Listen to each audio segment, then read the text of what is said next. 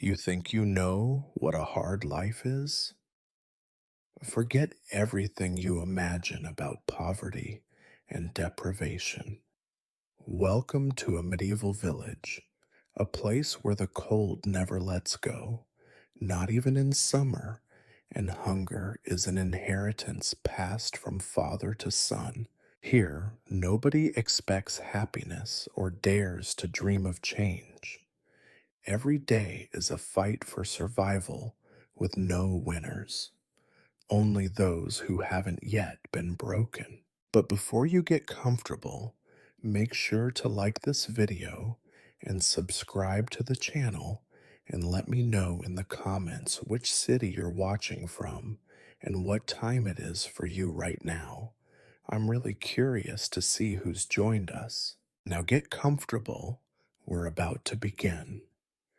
You wake to the sounds of the world you'd rather forget, the world that has claimed every shred of your hope. The air is bitter with the chill of the early morning, an icy grip that presses through the cracks in the walls of your hut. You don't even know what time it is. It doesn't matter. The cold and darkness are your only companions, and there is no room for time in this bleak existence. The fire that once glowed weakly in the hearth is now a few embers smoldering, its life extinguished long ago by the suffocating cold. You stir beneath your ragged blanket. It's nothing more than a tattered, moth eaten patchwork of wool and fur, and even it feels inadequate in this freezing night. You can feel the cold seep through it, biting your skin as if the very earth itself is trying to swallow you whole. Your bones ache from the chill, and you are certain that if you could find the strength to move, you might feel the sting of the frost already gripping your joints.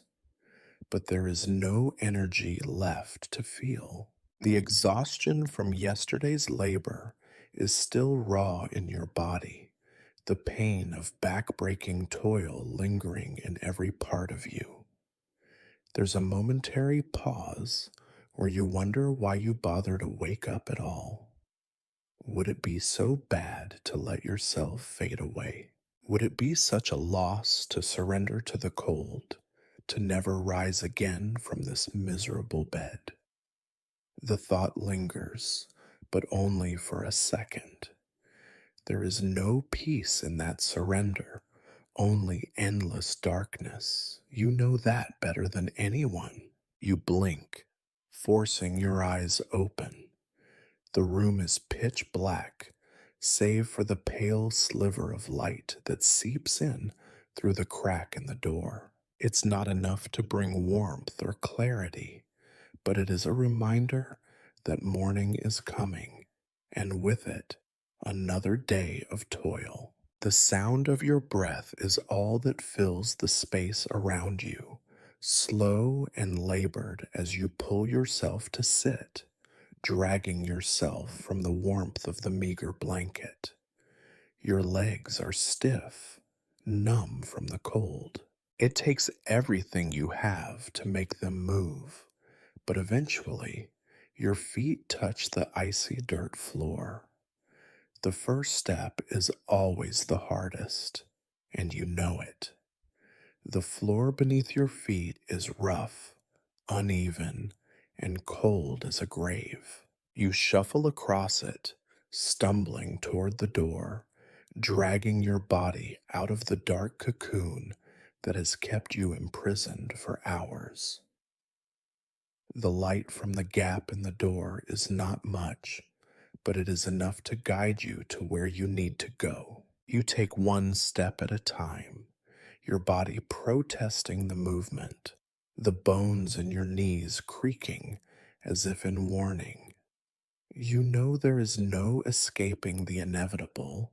You must face the day. The hut is small, barely more than a shack, really, and it is cold enough that you can see your breath fogging in the air.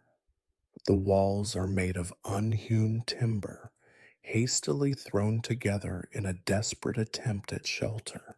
It is poorly constructed, with gaps in the wood that let the wind howl through like some maddened beast. The roof, too, is more of a suggestion than a solid structure, and you often wonder how much longer it will stay intact before collapsing in on itself. Your family is still asleep in the other corner of the hut. They lie in a heap of bodies, huddled together for warmth. The children, at least, are still young enough to have some warmth in them, though it won't last. It never does. You could almost hear the faint, ragged breath of your wife, the only sound beside the soft rustling of rats in the corner of the room. There's no time to linger. You need to get to work. You know this. Your body knows this. Even though you're tired, even though you'd like nothing more than to sleep through the rest of the day, there is no choice. Your family depends on you. The land demands it of you. So you force your legs to move. The first task of the day is always the same: get to the well. You don't know why you bother with the water. It's always bitter, murky, and foul, but without it, there is no life. You dress quickly, but the cold air is already biting into your exposed skin, reminding you of the impossibility of the task ahead. Your hands shake as you tug on a rough tunic and tie a crude belt around your waist. A pair of worn boots, cracked from years of use, are slipped on with little care. No one looks at you anymore. You are just another face, just another nameless soul in a village full of people who know exactly what it means to survive without hope. The door creaks loudly as you push it open. The sound is almost deafening in the stillness of the early morning. The bitter cold assaults your face immediately, and you pull your cloak tighter around you, doing little to ward off the chill. It's a constant battle with the elements. The wind cuts through you like a knife, and even the breath in your lungs feels like ice as it enters and exits your body. You make your way toward the well, a journey that feels like a lifetime each time. The path is muddy from the rain, and you slip once or twice, your feet sinking into the muck. The villagers, if they're awake, don't spare you a glance. There's no time for greetings or pleasantries. You don't even know half their names. You just pass them by like phantoms, each of you on your own grim journey to get through the day.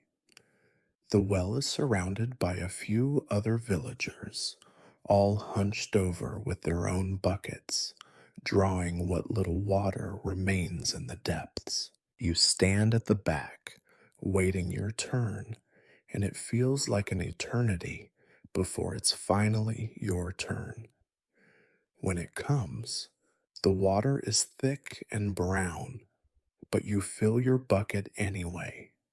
You know you have no choice. This is all you have. There is no better option. As you drag the heavy bucket back to your hut, the weight of it seems unbearable. Your muscles ache, your back screams in protest, but you press on. Every step is a reminder of the life you lead, of the endless struggle to just survive, to make it through another day in a world that has no place for you. Finally, you make it back to your hut, and as you step inside, you are greeted by the same cold, the same darkness, and the same relentless demand for work. There is no rest here, no reprieve, just the endless cycle of survival. And so, with no other choice, you begin. The day is just beginning, but it has already drained you of what little strength you have left. You would think that fetching water is a simple chore, the kind of task so small and insignificant that it might go unnoticed in the grand scheme of suffering. But you know better. For you, every step to the well is a new trial, a journey through mud, cold, and the unrelenting gaze of a village that has long since forgotten compassion. The morning is still nothing but a ghostly blue hint on the horizon, and the wind carries with it the scent of rotting straw and damp earth. The path to the well has not become any less treacherous over the years. It only seems to grow muddier, deeper, and more hostile, as if the earth itself resents you for walking upon it.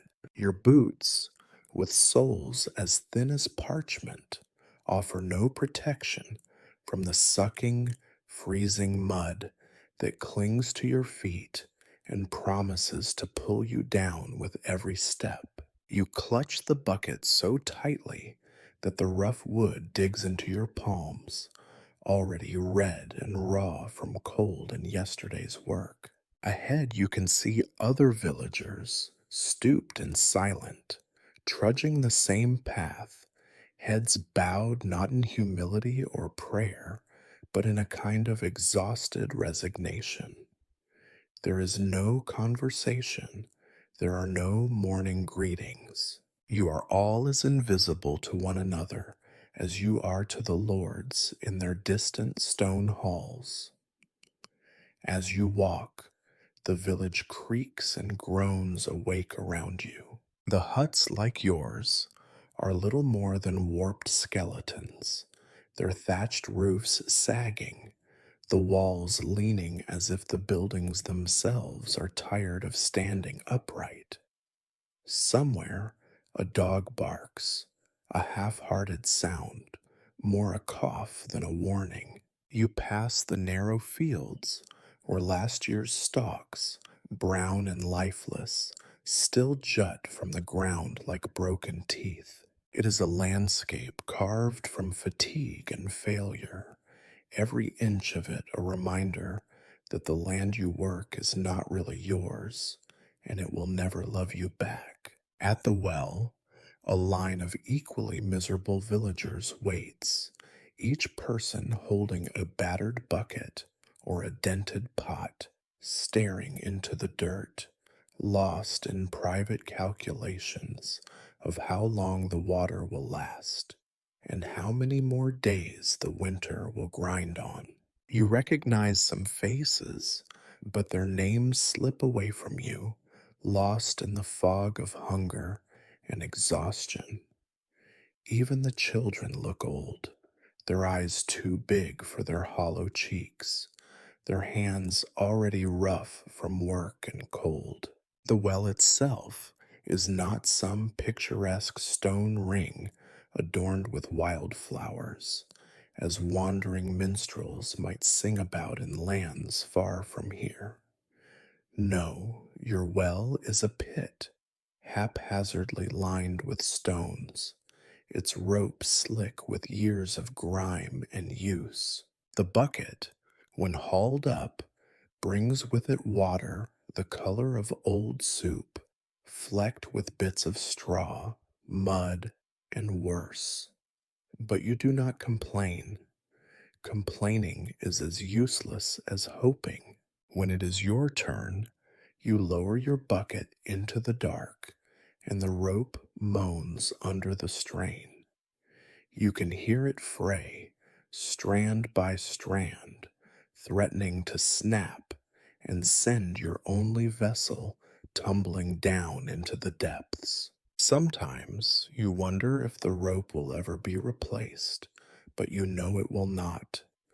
Nothing here is replaced, only repaired and then repaired again until it can no longer serve any purpose at all. You pull the bucket up, your arms straining, and when at last you have your prize, you look into the water, trying not to think about what else might be swimming in it. You imagine the well as a kind of mirror, one that only shows the worst of your world, your haggard face reflected back at you, dirt streaked and lips chapped, eyes rimmed with red from lack of sleep and too much wind. You think about the stories the priests tell of crystal clear streams in paradise, but you know that water like that is not for you. It is for saints, and you are just a peasant. With your bucket full, you turn and start the walk back, each step heavier now, the water sloshing with every jolt and stumble. The mud tries its best to steal your boots, and you nearly fall more than once. You curse quietly at the sky, the ground, your life, at everything and nothing at all. There is no one to hear you, and if there were, they would only nod in grim understanding. Halfway home, you see Grigory, your neighbor, a man with shoulders as broad as an ox and eyes like dark pits. He nods at you, just barely. It is the closest thing to kindness that anyone gives in this place. You nod back, not because you care, but because you are afraid that forgetting these little rituals would mean forgetting that you are even human. Grigory is not a bad man, you think. He is simply tired, just like you, just like everyone. He has lost children to the fever and a wife to childbirth. His misery does not make yours any lighter, but it does make it feel less lonely. The path to the hut seems to stretch endlessly, though it cannot be more than a few dozen steps. You trudge forward, legs burning, bucket swinging, trying to keep the precious liquid from spilling. Each drop lost is a tiny disaster, a moment stolen from the day's meager rations. The thought makes you grip the handle harder, teeth clenched, jaw set. When you finally reach your hut, you stand for a moment outside the door, gathering what little strength remains. You breathe deeply, the air sharp and cutting, filling your lungs with the cold that never really leaves you. Inside, the sounds of your family waking, coughing, shifting, the faint whimper of your youngest remind you that this is not a solitary suffering. Misery loves company, and you are surrounded by it. You set the bucket down just inside the door, wiping your brow with a sleeve so filthy that it leaves more dirt than it removes. The water is already settling, the mud sinking to the bottom, and you know you will have to skim it before anyone drinks. You do not think about the things you cannot see in the water. Thinking is dangerous. Thinking leads to longing, and longing is a luxury for people with hope. There is no time to rest. There never is. The day is just beginning, and you must face it, step by miserable step. You look at your family, your wife, pale and thin, your children, hunched in on themselves, their faces smudged with yesterday's dirt. You offer them a weak smile, the only comfort you have to give. They do not smile back, but that is to be expected. Smiling is for better days, and you have not seen one of those in longer than you can remember. So, with a heart heavy as lead, you turn back to your chores, knowing that this was only the first trial of the day. There will be many more. There always are. You might imagine that living in a village of only a handful of families would foster some sense of kinship, some flickering camaraderie in the gloom. But as you step out again, leaving the hut for the first of 1,000 daily errands, you see that the truth is much less poetic. Your neighbors are not friends, nor rivals, nor even strangers. They are simply other animals in the same trap, glancing up only to make sure you are not stealing their last crumb of hope.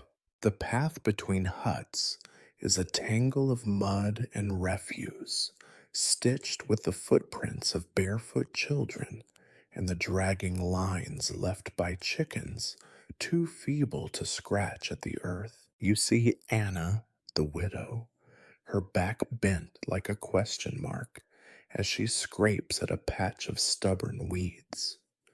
Her fingers are bare and red, and you are sure she can barely feel them. Once, long ago, you remember her laughing at the May festival before the second winter took her husband and left her with 3 mouths to feed and nothing but a patch of ground and memories. You nod at Anna, out of habit more than intent. She does not look up, and you cannot blame her. Conversation here is a luxury you cannot afford. It takes energy, it takes hope. Two things no one possesses in surplus. Besides, what would you say? That the weather is cold? That the fields are stubborn? That the world, in all its vastness, seems to have conspired to keep you in your place, a little bit closer to the grave each year? She knows all this already. Farther down the lane, you cross paths with Ivan, his face as lined as the bark of an old tree, his shoulders stooped beneath the invisible weight of too many debts to the landlord, too many children, too many seasons where the crop came up short. He is not a cruel man. You have never seen him angry, not really. He simply moves through the world like a ghost, passing through hardship after hardship until even the memory of joy has worn away. Ivan mutters something under his breath as he shuffles by. You cannot make out the words, but it hardly matters. He is probably cursing his fate or blessing the little warmth left in his heart. Who could say? The children, ragged and silent, move between huts like wild creatures, clutching at each other for warmth and reassurance. Their eyes are large and solemn, and you think, sometimes in the darkest moments, that they look less like children and more like old souls, already weighed down by the unkind arithmetic of hunger and cold. You see your own daughter among them, her hair tangled, her feet blue from the cold. You want to call out, to tell her to come inside, to wrap herself in the blanket. But you know she will not listen. She is old enough now to know that warmth is not something that lasts, not here. You walk past Grigory, the same neighbor you nodded to at the well, and he pauses for a moment, sizing you up the way one might consider a fellow ox yoked to the same hopeless plow. Morning, he says finally, his voice as flat as the winter sky. The word hangs in the air, awkward and useless. You offer a grunt in response, a sound that might once have meant good morning, or I am still alive, or I know what you are feeling. Now, It is just noise. Grigory spits into the mud. Heard the bailiff will be coming round soon, he mutters, not looking at you. His eyes are fixed on the horizon, where a few stunted trees scratch at the sky. To collect what's owed, you nod again, because you must. You owe, just as Grigory owes, just as everyone owes. To the landlord, to the miller, to the church, to the world itself, which seems to demand payment for every breath you draw. The bailiff is not cruel, not exactly. He is simply thorough. He will take what is owed, be it the last sack of rye, the only goat left alive, the blanket your wife made before her hands grew too twisted for weaving. He will not smile nor threaten. He will simply collect, and you will simply give. There is nothing left to say.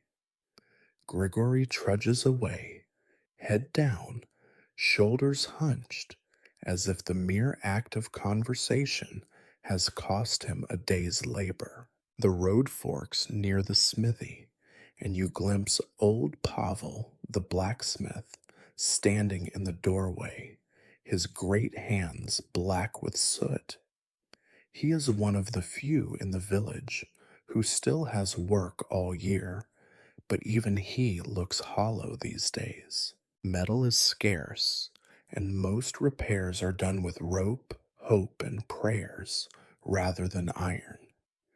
Pavel raises a hand in greeting, but you know it is only habit. You cannot remember the last time he had a genuine reason to smile. At the edge of the village, past the fallow fields and the frozen stream, you see the priest, Father Yegor, making his slow circuit from house to house. His robes are patched and stained, but he holds his head high, as if his office protects him from hunger and cold. He blesses each door, mumbling prayers you have heard 1,000 times. You want to ask him whether God truly listens to the pleas of peasants, or if heaven is just another landlord, but you keep your thoughts to yourself. Blasphemy is a risk, even here, and you have enough trouble already. Returning home, you catch the eye of your wife through the slit in the shutter. She is awake now, busy with the relentless business of survival, feeding the smallest child, shooing away rats, stacking the kindling that might, if you are lucky, warm the hut for an hour or two tonight. Her face is drawn, her mouth a thin, grim line. She does not greet you. There is no need. Everything that can be said between you has already been said 100 times, in 100 ways, in glances, in sighs, in the silent exchange of bread for gratitude, hope for resignation. The village is awake now, a living organism stitched together by misery, routine, and the faintest echo of what once might have been community. You are all linked by your suffering, but it is not a bond that brings comfort. It is simply the knowledge that you are not alone in your wretchedness, that the struggle is universal, that every hut hides the same cold, the same hunger, the same gnawing fear that tomorrow will be no better than today. So you turn back to your chores.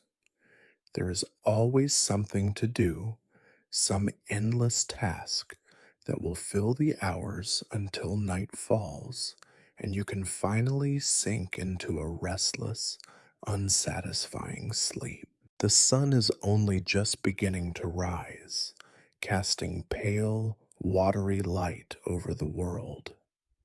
You squint into it, and for a moment, you imagine what it would be like to see the world bright and full of promise.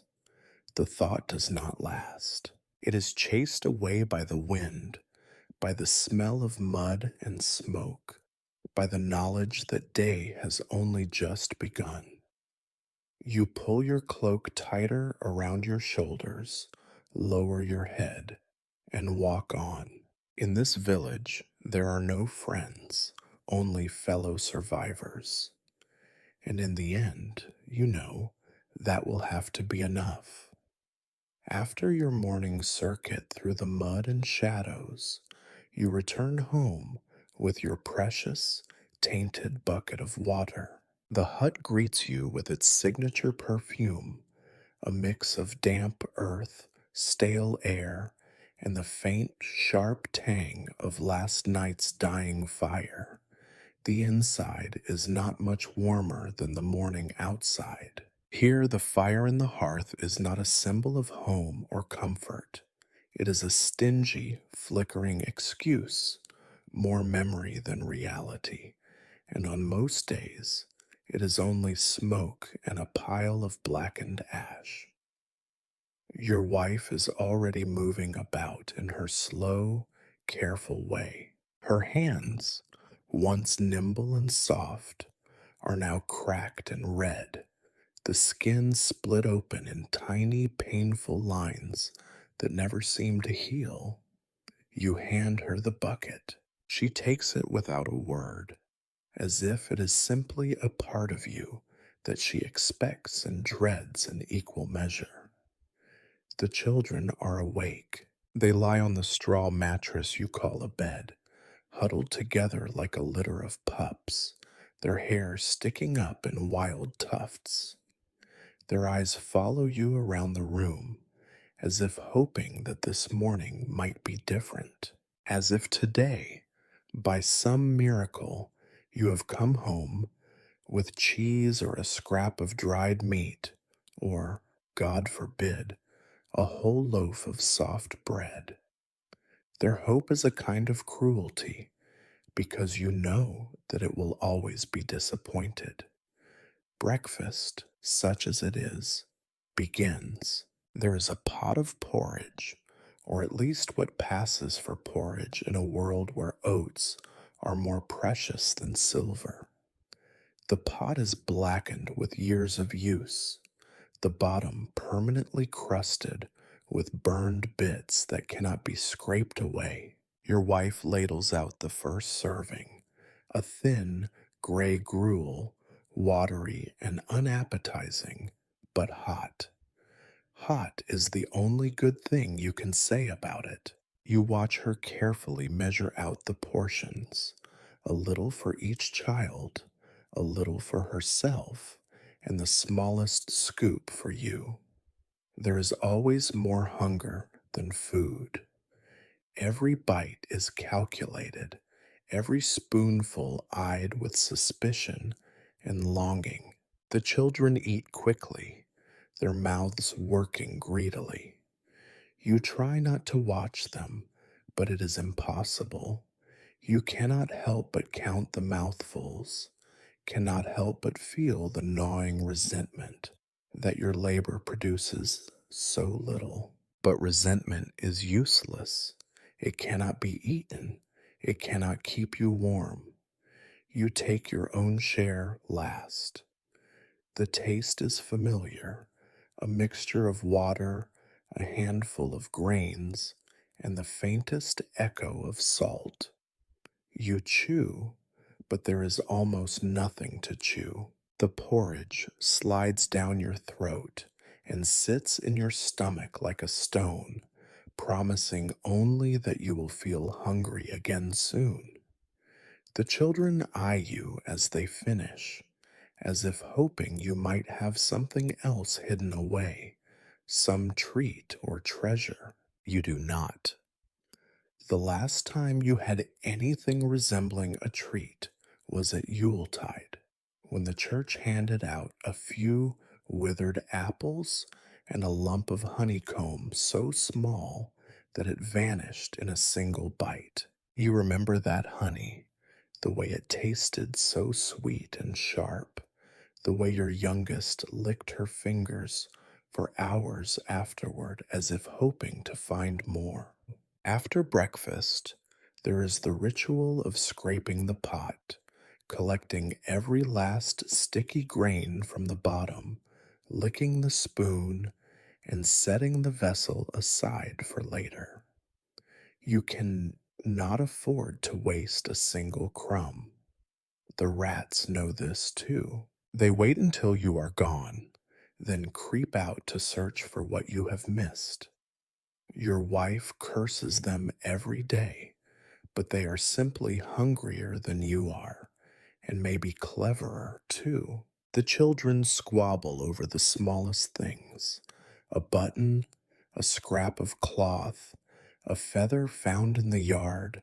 Their voices are high and shrill, but even their arguments lack energy. You wonder what they would sound like if they were ever truly fed, if they had the strength to play, to laugh, to shout the way the landlord's children do when their carriage rattles by once a year. But here, joy is a faint and distant thing, something you remember like a half forgotten song from your own childhood.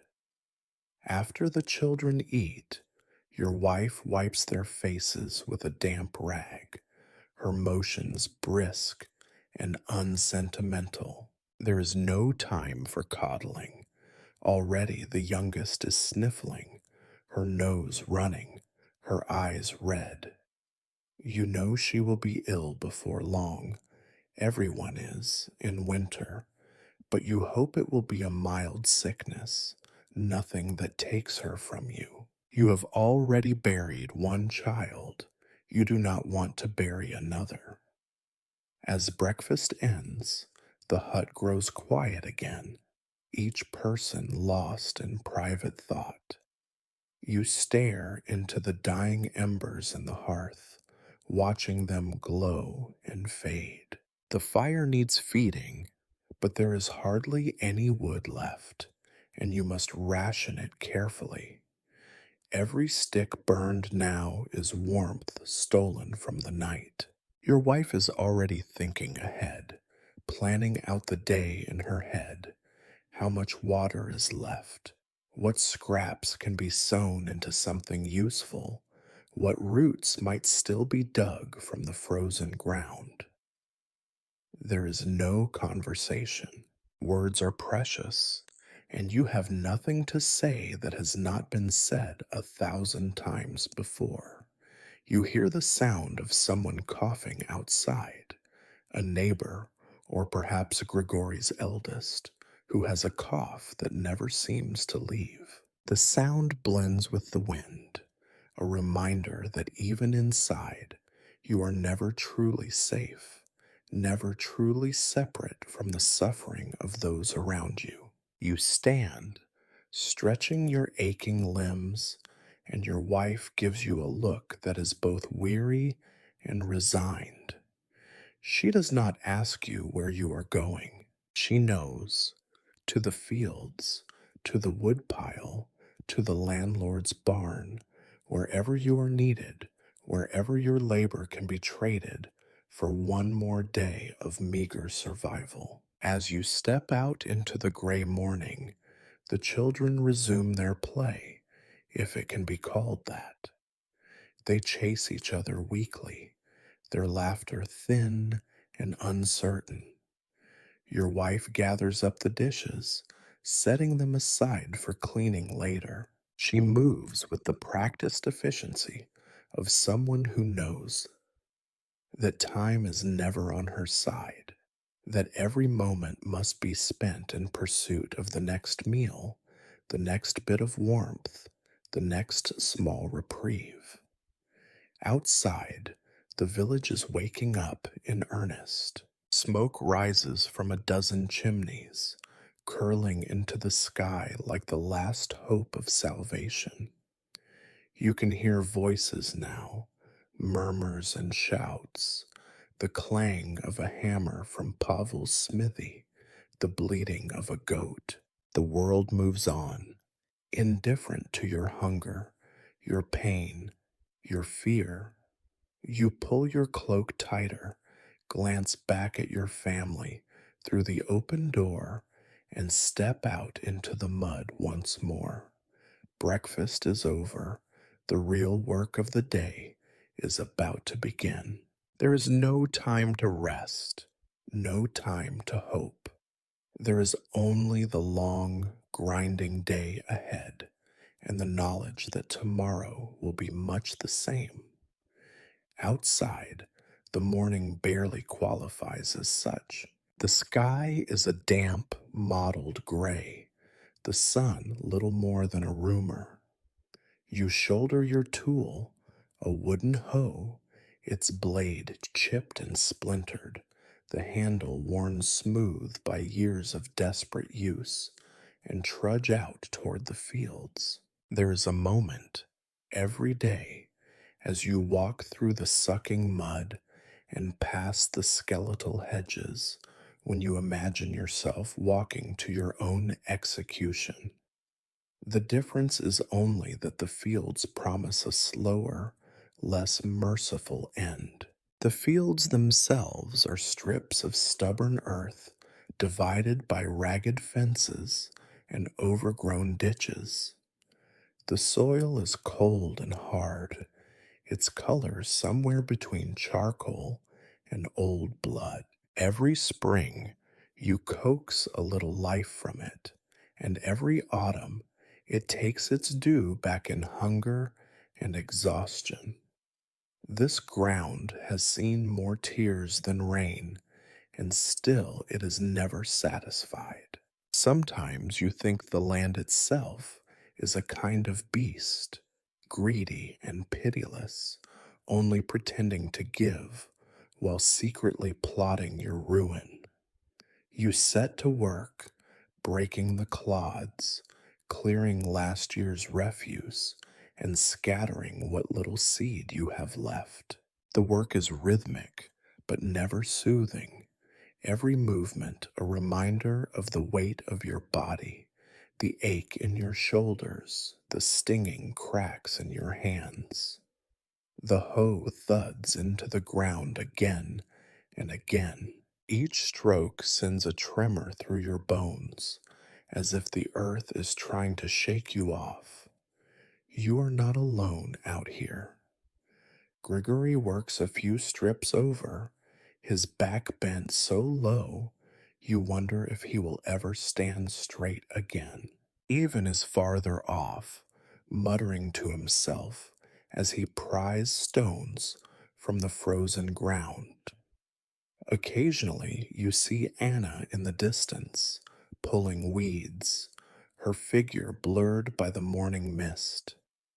None of you speak. Conversation would only make the silence that much more unbearable when it returns.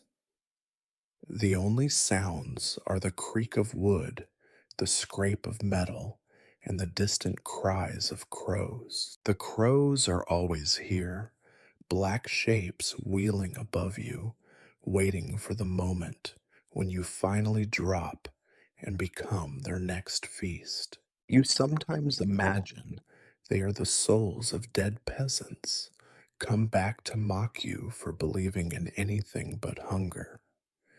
Time has no meaning in the field. The sun inches across the sky, but it is always too slow or too fast.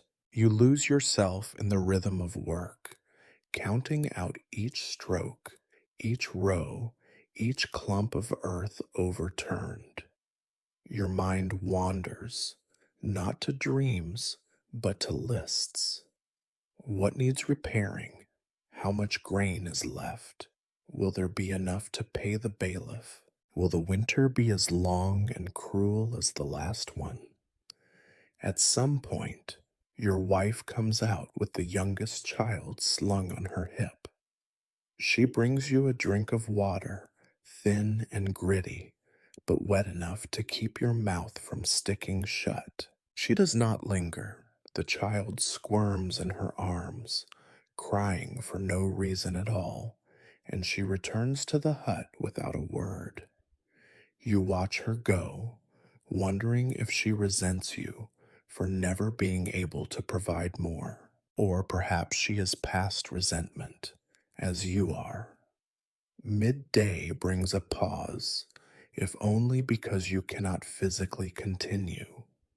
You squat in the furrow, gnawing on a crust of bread so hard it nearly cracks your teeth. There is a smear of lard, a faint trace of salt.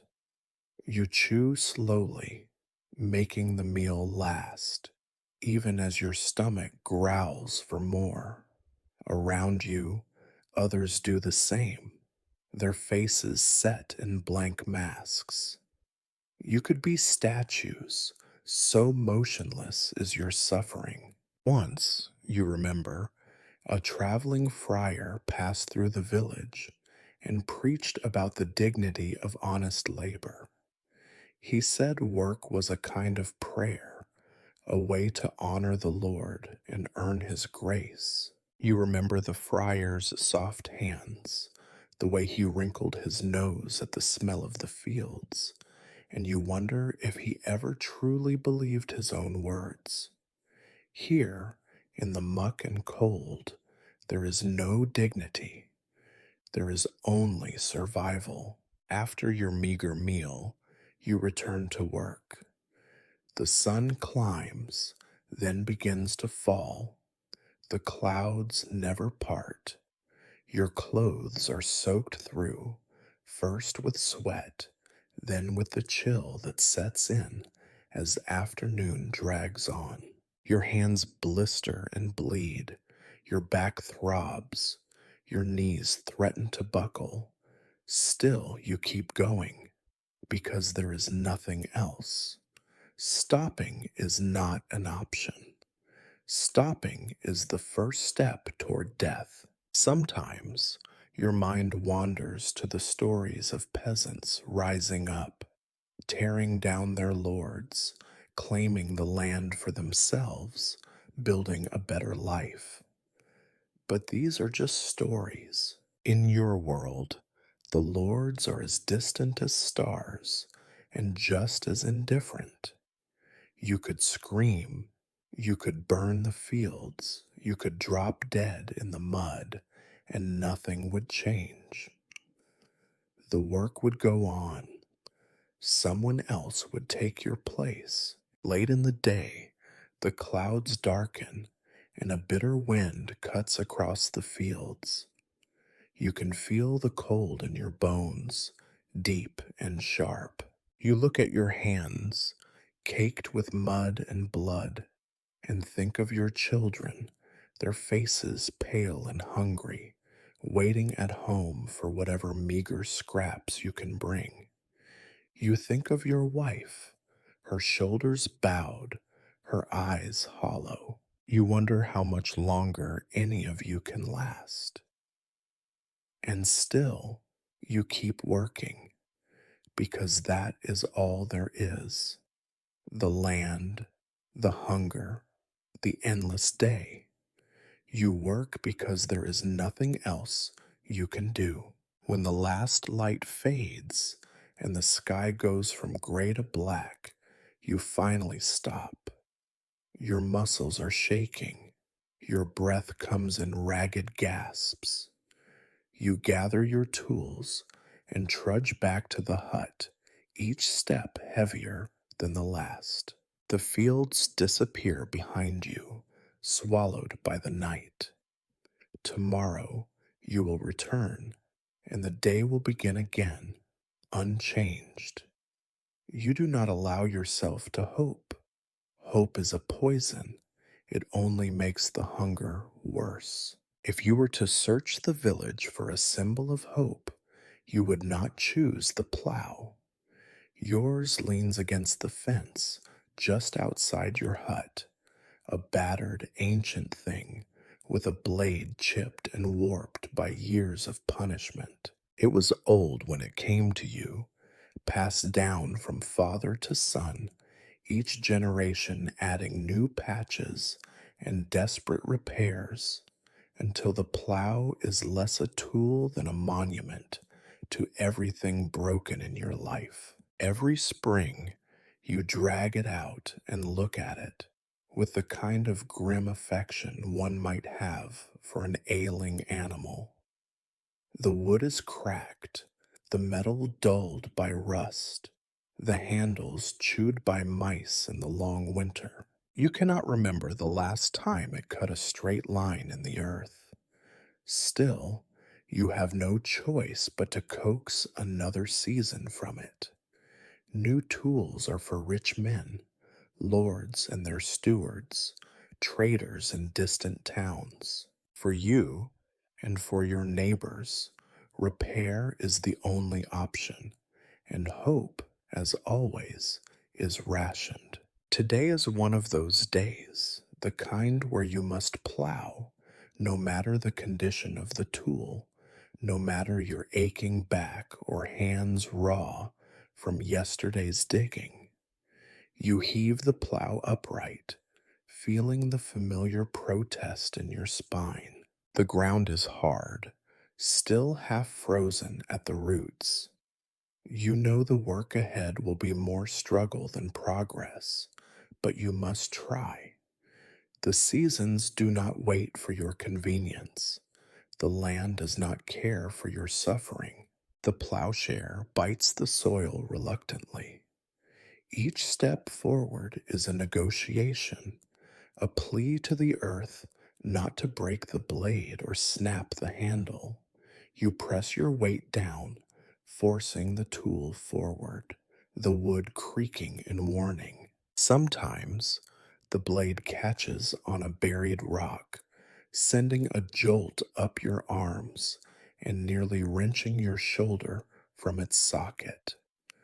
Other times, it simply refuses to cut, skimming over the surface as if the ground is mocking your weakness. Beside you, Grigory struggles with his own plow, a thing even older and uglier than yours, if such a thing is possible. You share no words, but your groans and curses mingle in the cold air. He glares at the ground as if by force of will he could shame the earth into submission. Anna, farther off, works without a plow at all, her only tool a wooden stick and a sharp stone. You wonder how long she will last before her back simply gives out and she joins the ghosts that haunt the fields. After a while, you lose track of time. Your muscles ache, your breath fogs before your face. The sun, barely visible through the haze, creeps across the sky. You cannot afford to stop. To pause is to let the ground win, and you have nothing left but stubbornness. The worst is when the plow breaks. It happens without warning, always at the worst possible moment. Today, it is the iron tip, worn thin by seasons of abuse, that finally gives way. There is a sharp sound, a metallic shriek, and then the blade bends, twisted and useless. You stare at it in disbelief, knowing there is no easy fix. To repair it, you must take it to Pavel the blacksmith, and that means trading something: grain, eggs, perhaps the promise of a favor to be paid in the future. Even so, there is no guarantee that he has enough iron left or the will to waste it on a peasant's tool. You carry the broken plow back to the edge of the field, cursing under your breath. The others see you, but they do not offer sympathy. They simply nod, as if to say, "It is your turn today. Tomorrow it will be mine." This is the silent language of your world, misery shared, but never spoken aloud, for fear that speaking it will make it worse. Pavel's forge is not far. He works in a cramped shed, its roof patched with sod and scraps of cloth, the walls blackened with soot. The smell of scorched metal and sweat clings to everything. Pavel is at his anvil, hammering a horseshoe for the landlord's mare, a job that brings him a scrap of bacon and maybe a bit of bread. He looks up as you enter, his face hidden behind a bristling beard. Broken, is it? He says. You nod and hold out the plow's ruined blade. He takes it, turning it over in his hands. Not much left to work with, he mutters. Maybe I can patch it. No promises. You know what comes next, the barter, the negotiation. You offer a sack of barley you do not have, a promise of help at harvest time, anything to avoid the look in your children's eyes when you tell them there will be no bread this month. Pavel shrugs. He is a fair man, but fairness does not fill bellies. I will see what I can do, he says finally, and you leave the plow in his care, feeling both relief and dread. If he cannot fix it, you do not know what you will do. Back in the fields, the day drags on. You work with a hoe and your bare hands, scraping at the dirt, your progress measured in inches rather than rows. Every stone feels like a personal insult, every root a deliberate act of sabotage. You wonder, not for the first time, what it would be like to own land that gave willingly, to work with tools that did not fight you every step of the way.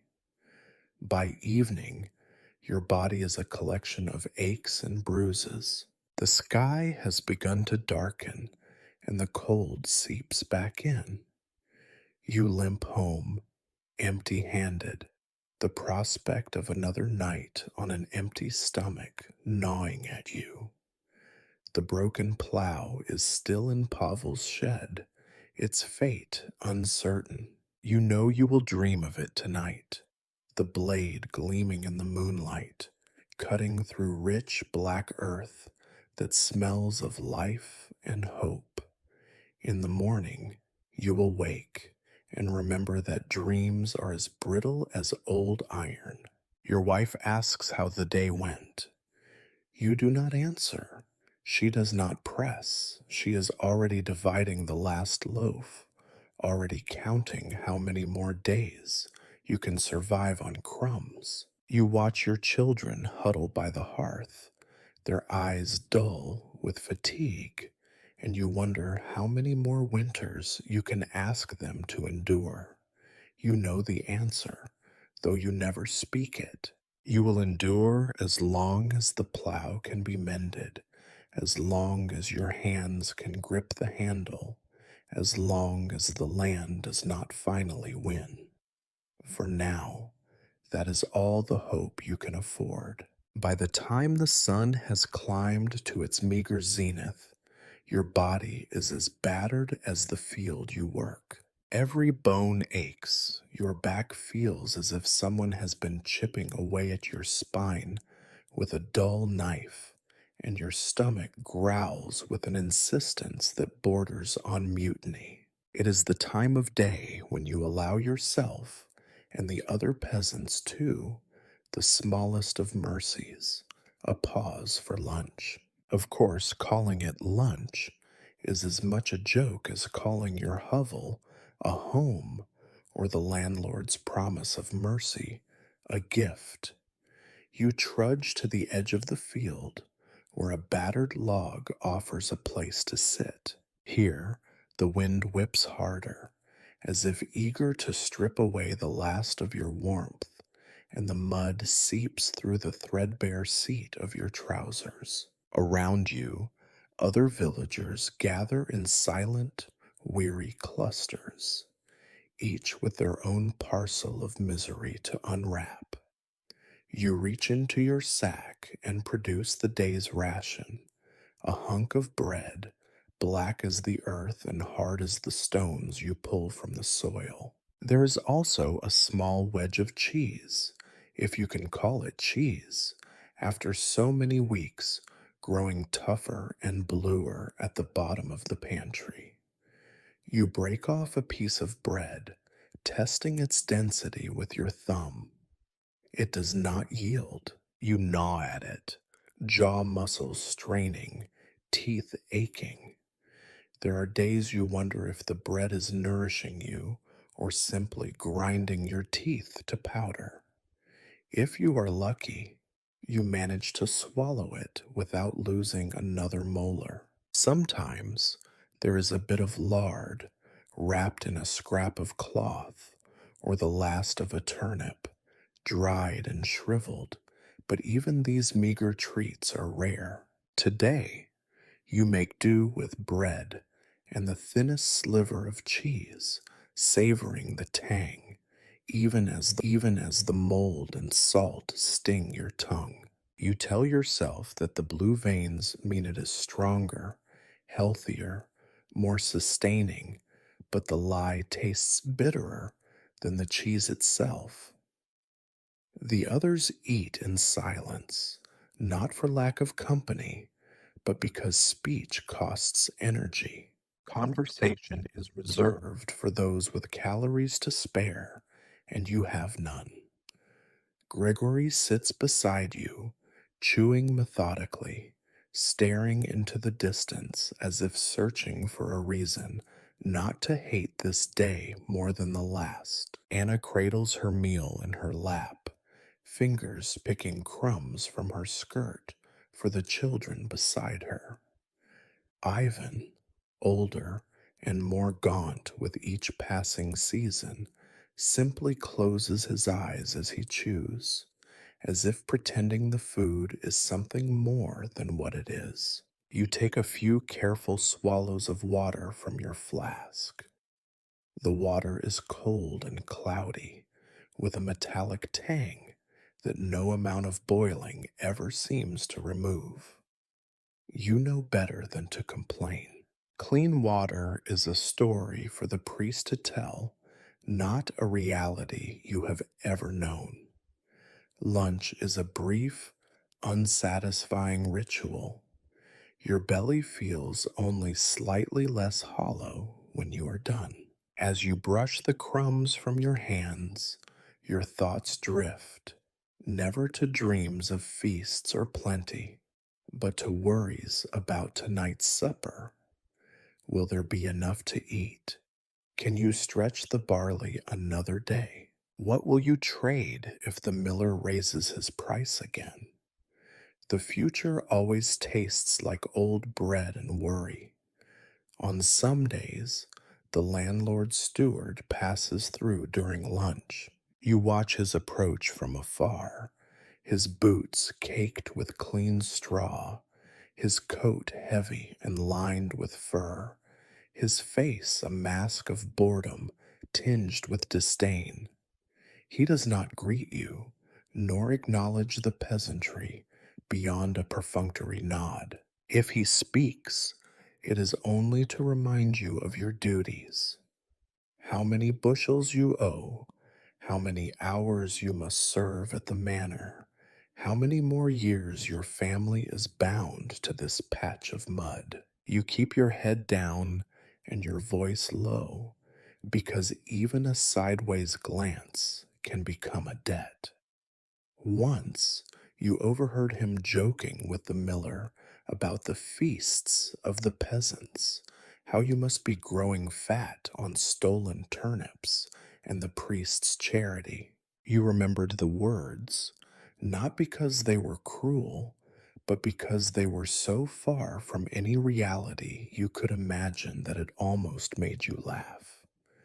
But laughter, too, is something you ration. If the children join you for lunch, it is more out of habit than hunger. They know that there is only so much to go around. Your wife sometimes comes to the field's edge, balancing the youngest on her hip, her eyes darting between the men and the crows. She does not linger. She says little. The children squabble quietly over a crust, each one convinced that the other has a larger piece. You do not intervene. Fairness is a luxury, and in any case, hunger makes every bite taste unfair. As you eat, you glance at the sky, gauging the sun's slow, reluctant climb. There is always work to be done, always weeds to pull, stones to clear, furrows to deepen. Your body cries for rest, but rest is something only the dead enjoy without guilt. The others finish their food, some picking at their teeth with splinters, some scraping the last crumbs from their hands with practiced patience. You rise with the others, your knees protesting, your back refusing to straighten all the way. The bread and cheese feel like ballast in your gut, not fuel.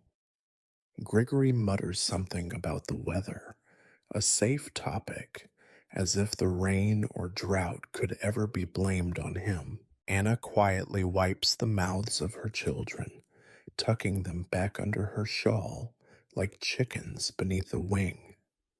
Ivan spits a pebble from his bread into the mud and stands with a grunt. The meal is over. Lunch is not a respite. It is merely a pause, a brief interlude before the next bout of labor. You return to the fields, to the earth, to the cold that seeps into your marrow. The sun, indifferent and faint, watches from above as you bend to your task again. Your hands remember the rhythm, even as your mind drifts back to the hut, to your family, to the handful of grain left in the jar.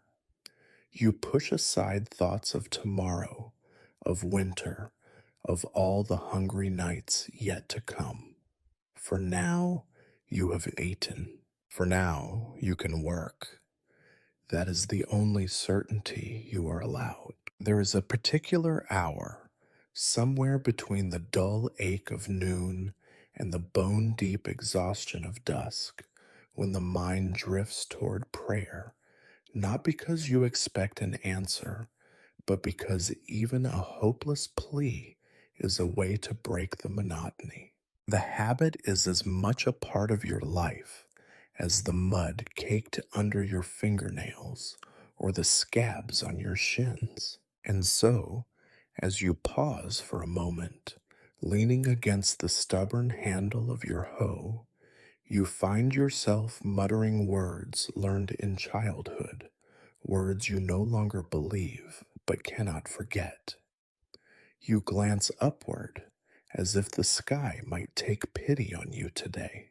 But there is nothing to see except a smudge of clouds, so heavy and low that they seem ready to fall and bury you where you stand. Still, you whisper your prayers, the same ones your mother whispered, and her mother before her, passed down from mouth to mouth, generation to generation, like a family heirloom far less useful than a good pair of boots. Bless this land, you murmur. Grant us bread enough to last the winter, health enough to keep us from the churchyard, mercy enough that we are not noticed by those with power. The words feel hollow, worn thin by overuse, like a patch on a tunic that will not hold another stitch. You do not pray for miracles. You know better. You pray only for survival, and sometimes you suspect even that is too much to ask. Around you, the fields are dotted with others doing much the same. Anna pauses in her weeding, lips moving silently. Grigori kneels in the furrows, crossing himself, before rising to his feet once more. Ivan, who lost his wife to fever and his eldest to the Lord's levee, has not spoken aloud to God in years, but you sometimes catch him looking toward the chapel on the hill with a mixture of longing and contempt. You wonder if God hears peasants any more than the landlord does. The priest says yes, of course, says that the Lord has a special place in his heart for the poor and downtrodden. But you have seen the inside of that special place, and it looks a lot like an early grave. You remember, with a kind of bitter humor, the words the priest spoke at your neighbor's funeral: toil is the path to paradise. You suppose that means you and your neighbors are on the fast track. There is a superstition older than the church that the land has its own spirit, cold, jealous, and indifferent. Your grandmother used to leave crusts of bread on the stones at the edge of the field, hoping to bribe the earth into sparing her crops from rot and hail. You tried it once as a child, but the bread was gone the next morning, eaten by crows. The crops failed anyway. Still, the habit of prayer lingers.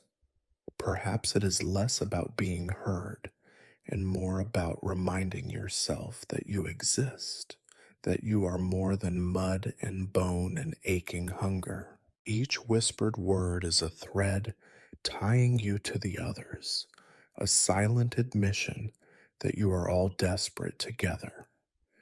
As the day drags on, your prayers grow quieter until they are little more than thoughts. Sometimes your mind wanders beyond prayer, past the old hymns and litanies, to the sharp edged wishes you dare not voice.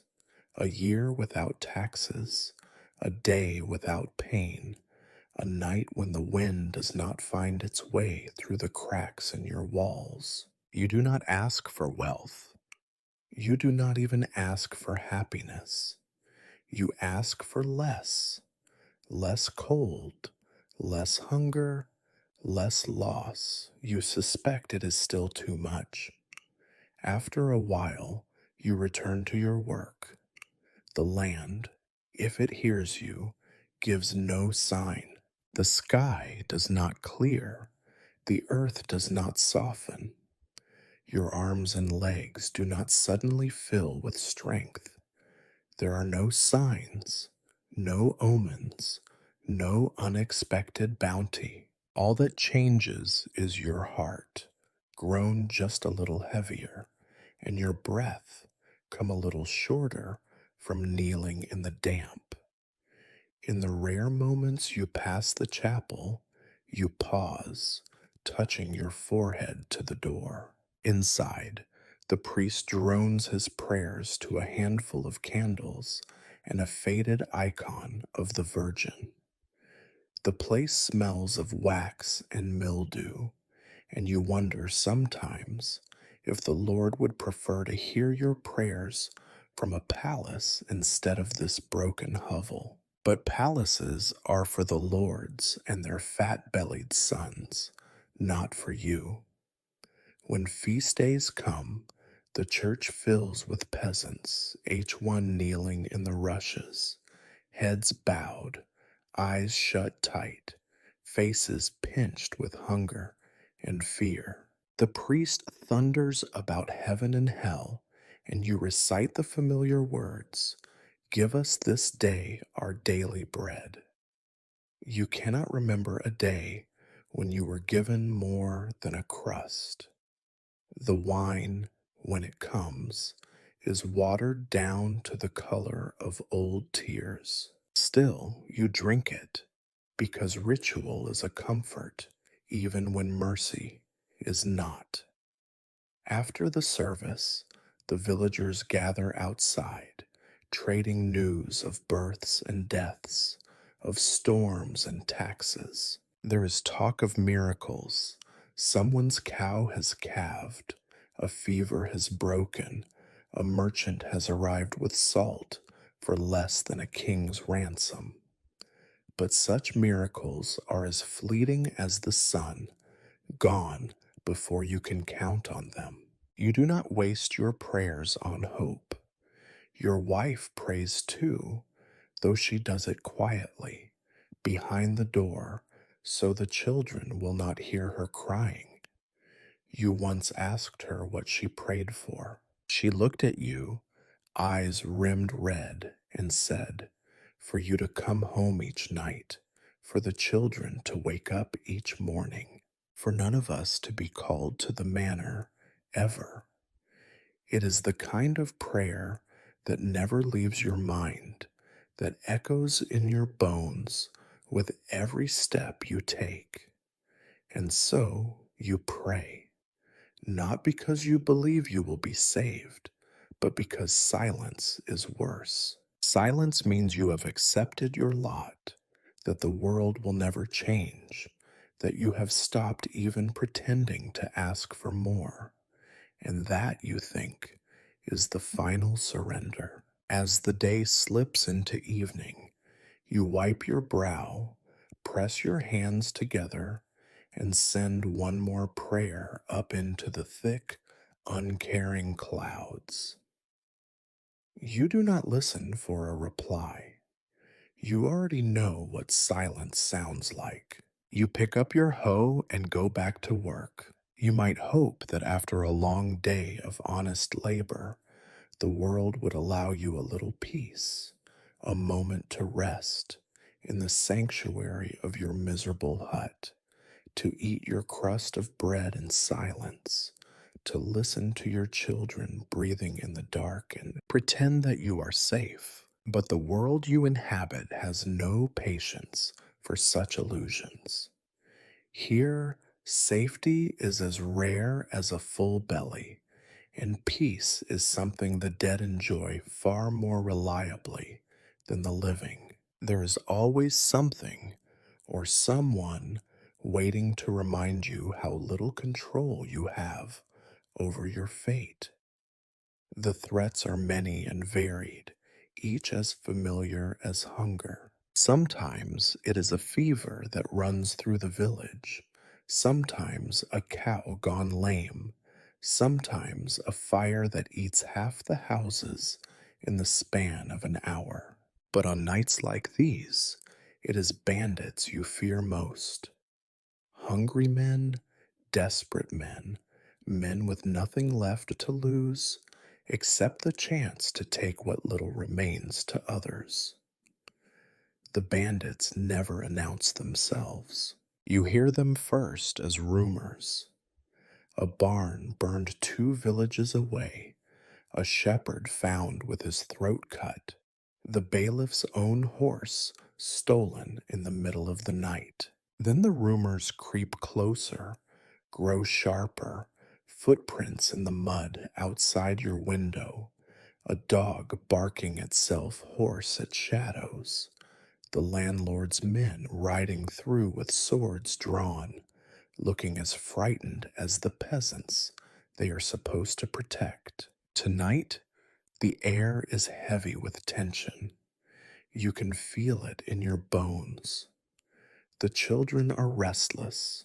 Your wife's eyes dart to the shutter at every creak. The wind rattles the boards, and you imagine it carries the whispers of desperate men, men who would kill for a loaf of bread, a pair of boots, a sack of barley. You do not own much, but you know that for someone who has nothing, your poverty looks like a fortune.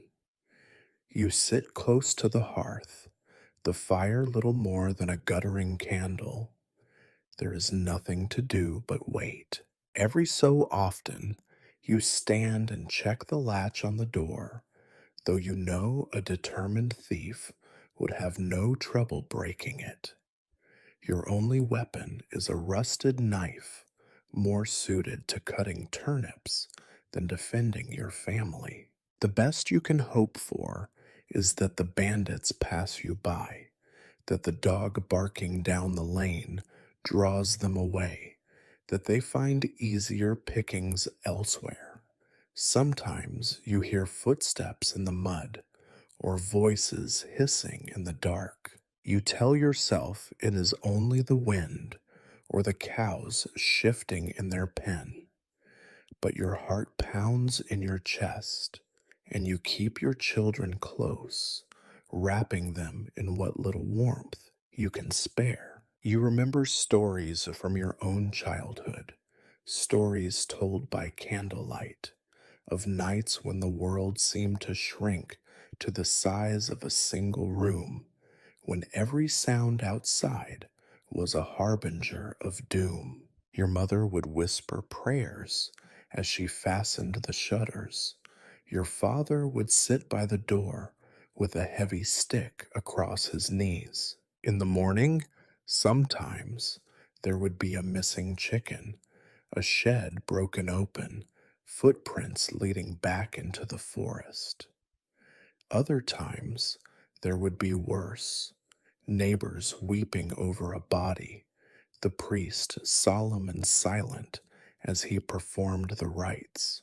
It is not only bandits you fear.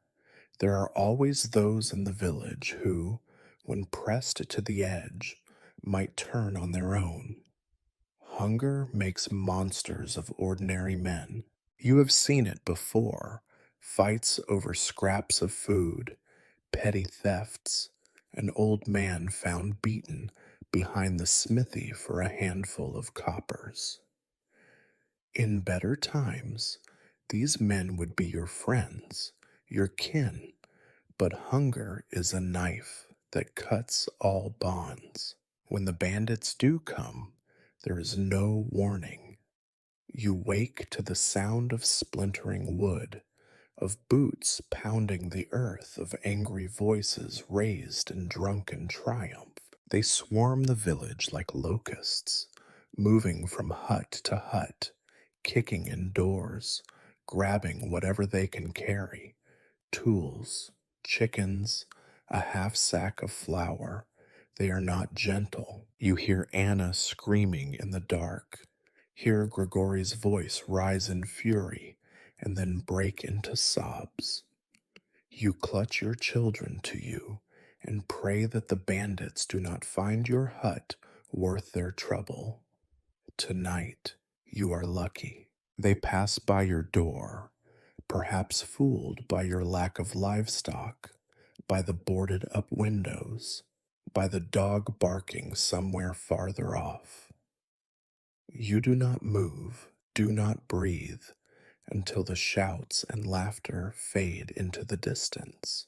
When you finally dare to open the door, the village is a ruin: doors hanging from their hinges, fires smoldering in the mud, neighbors stumbling through the wreckage, counting their losses. Grigori is bleeding from a cut above his eye, his face twisted in rage and grief.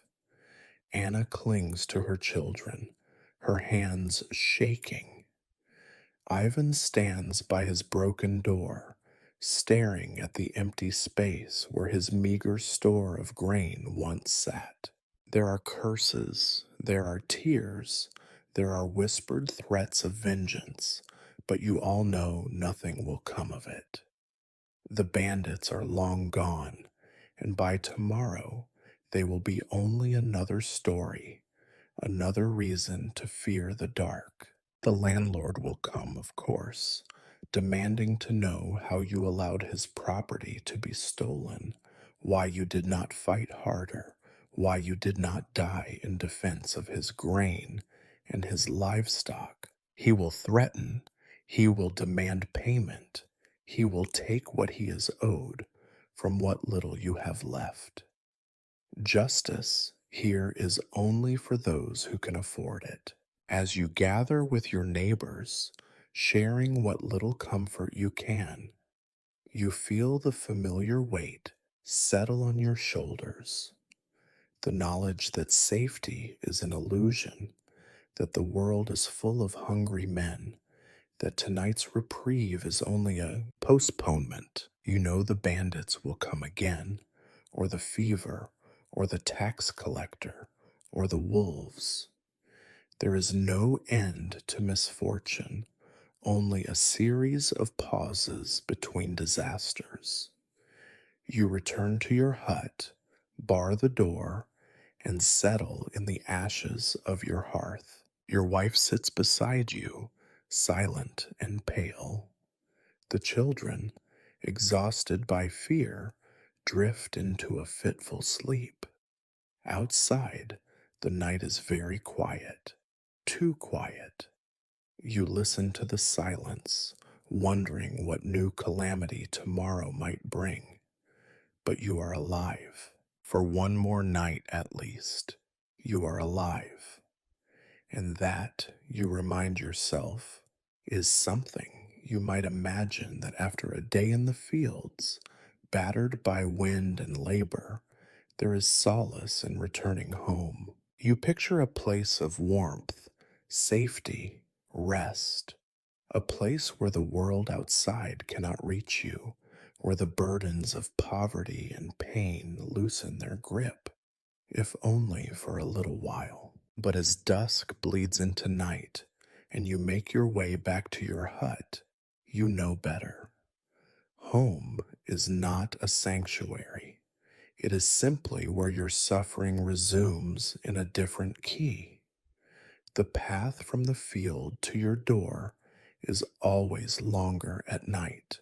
Each step drags, as if the mud is clinging to your boots, trying to keep you outside. The fields behind you dissolve into shadow, and the sky above is a heavy shroud, thick with clouds that smother the moon. The village is not quiet, so much as stifled. The sound of doors bolted, shutters closed, mothers hushing their children, no laughter, no singing. Even the dogs keep their distance, whimpering under porches, as if they, too, fear the dark. You arrive at your hut. It squats in the mud, like something ashamed of its own existence. A few planks and handfuls of thatch standing between you and the night. The door sticks, protesting as you push against it, the wood swollen from weeks of rain.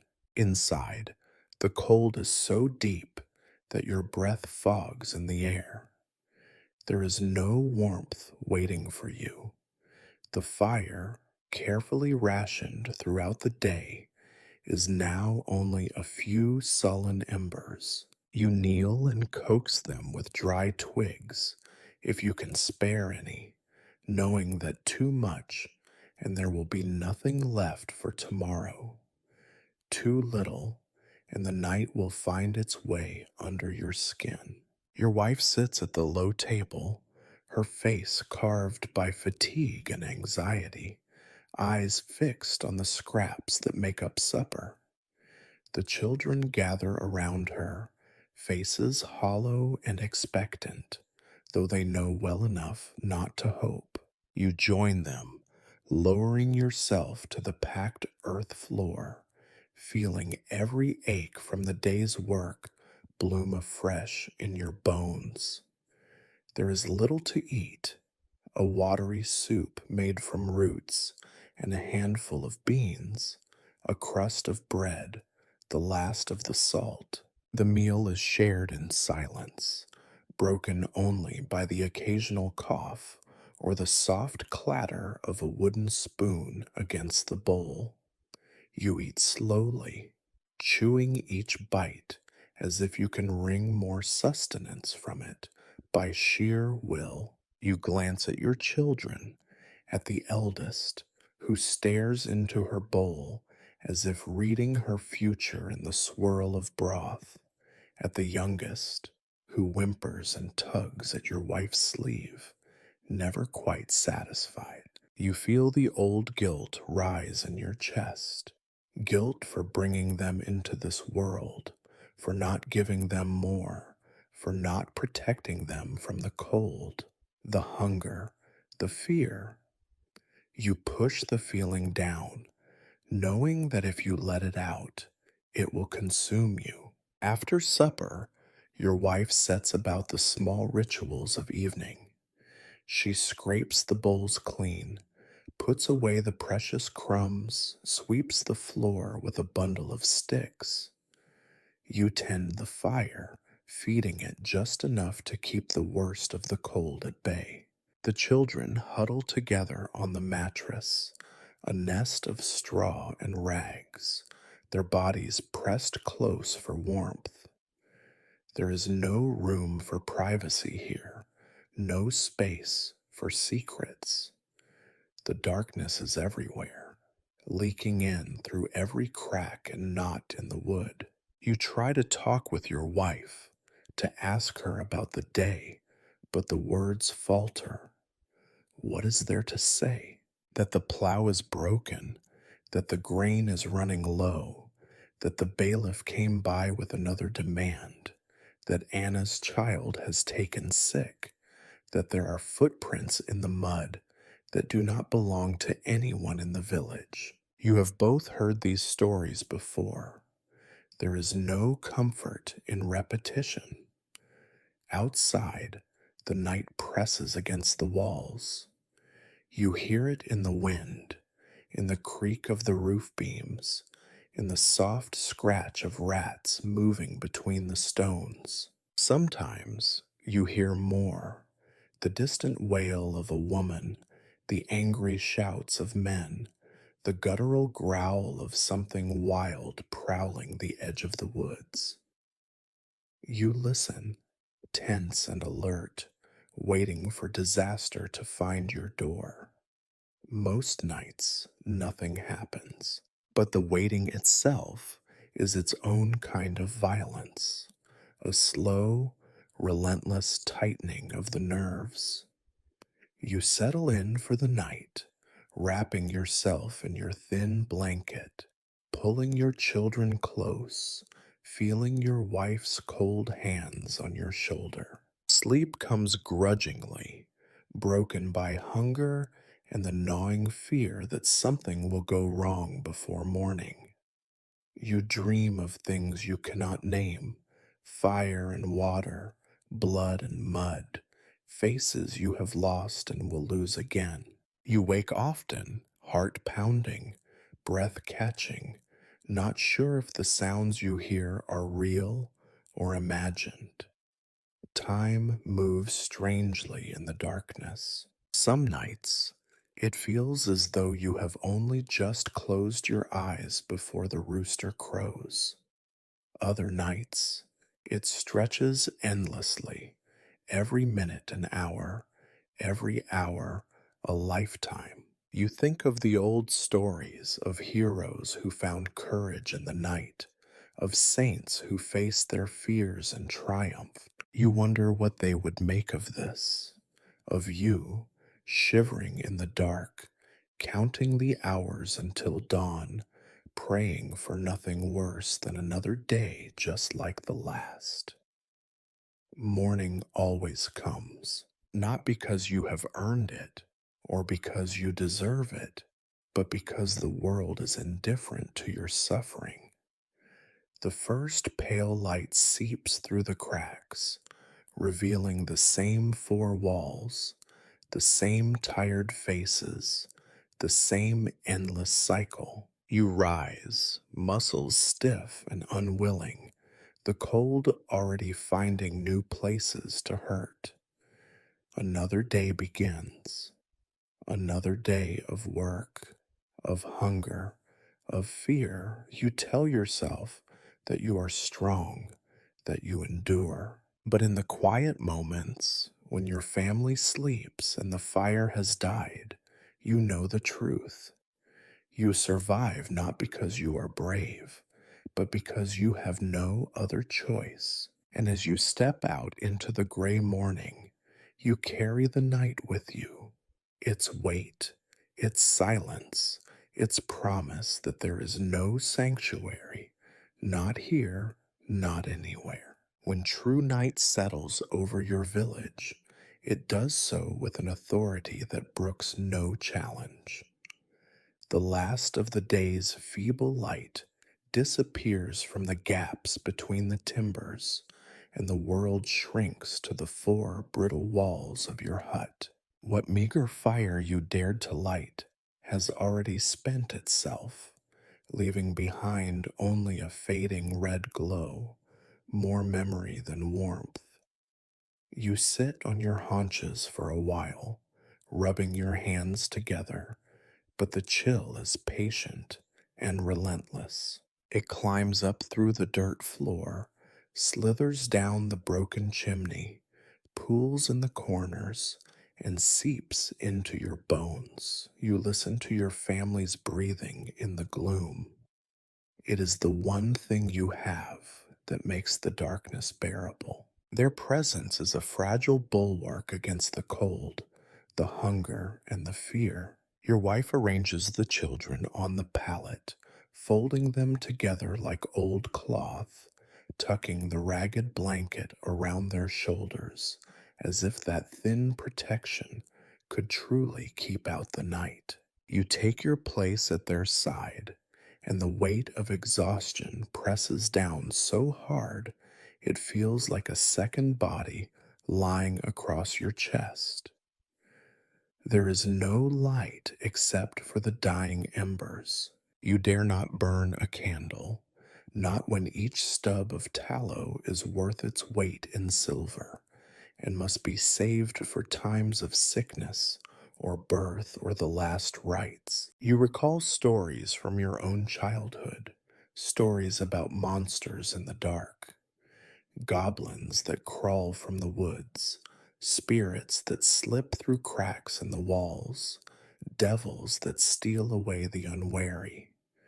As a child, you believed in such things. Now you know the true monsters have names and faces: hunger, disease, despair. Still, you sometimes wonder if something ancient and malevolent really does walk outside in the night, delighting in your misery. The sounds of the village are muted.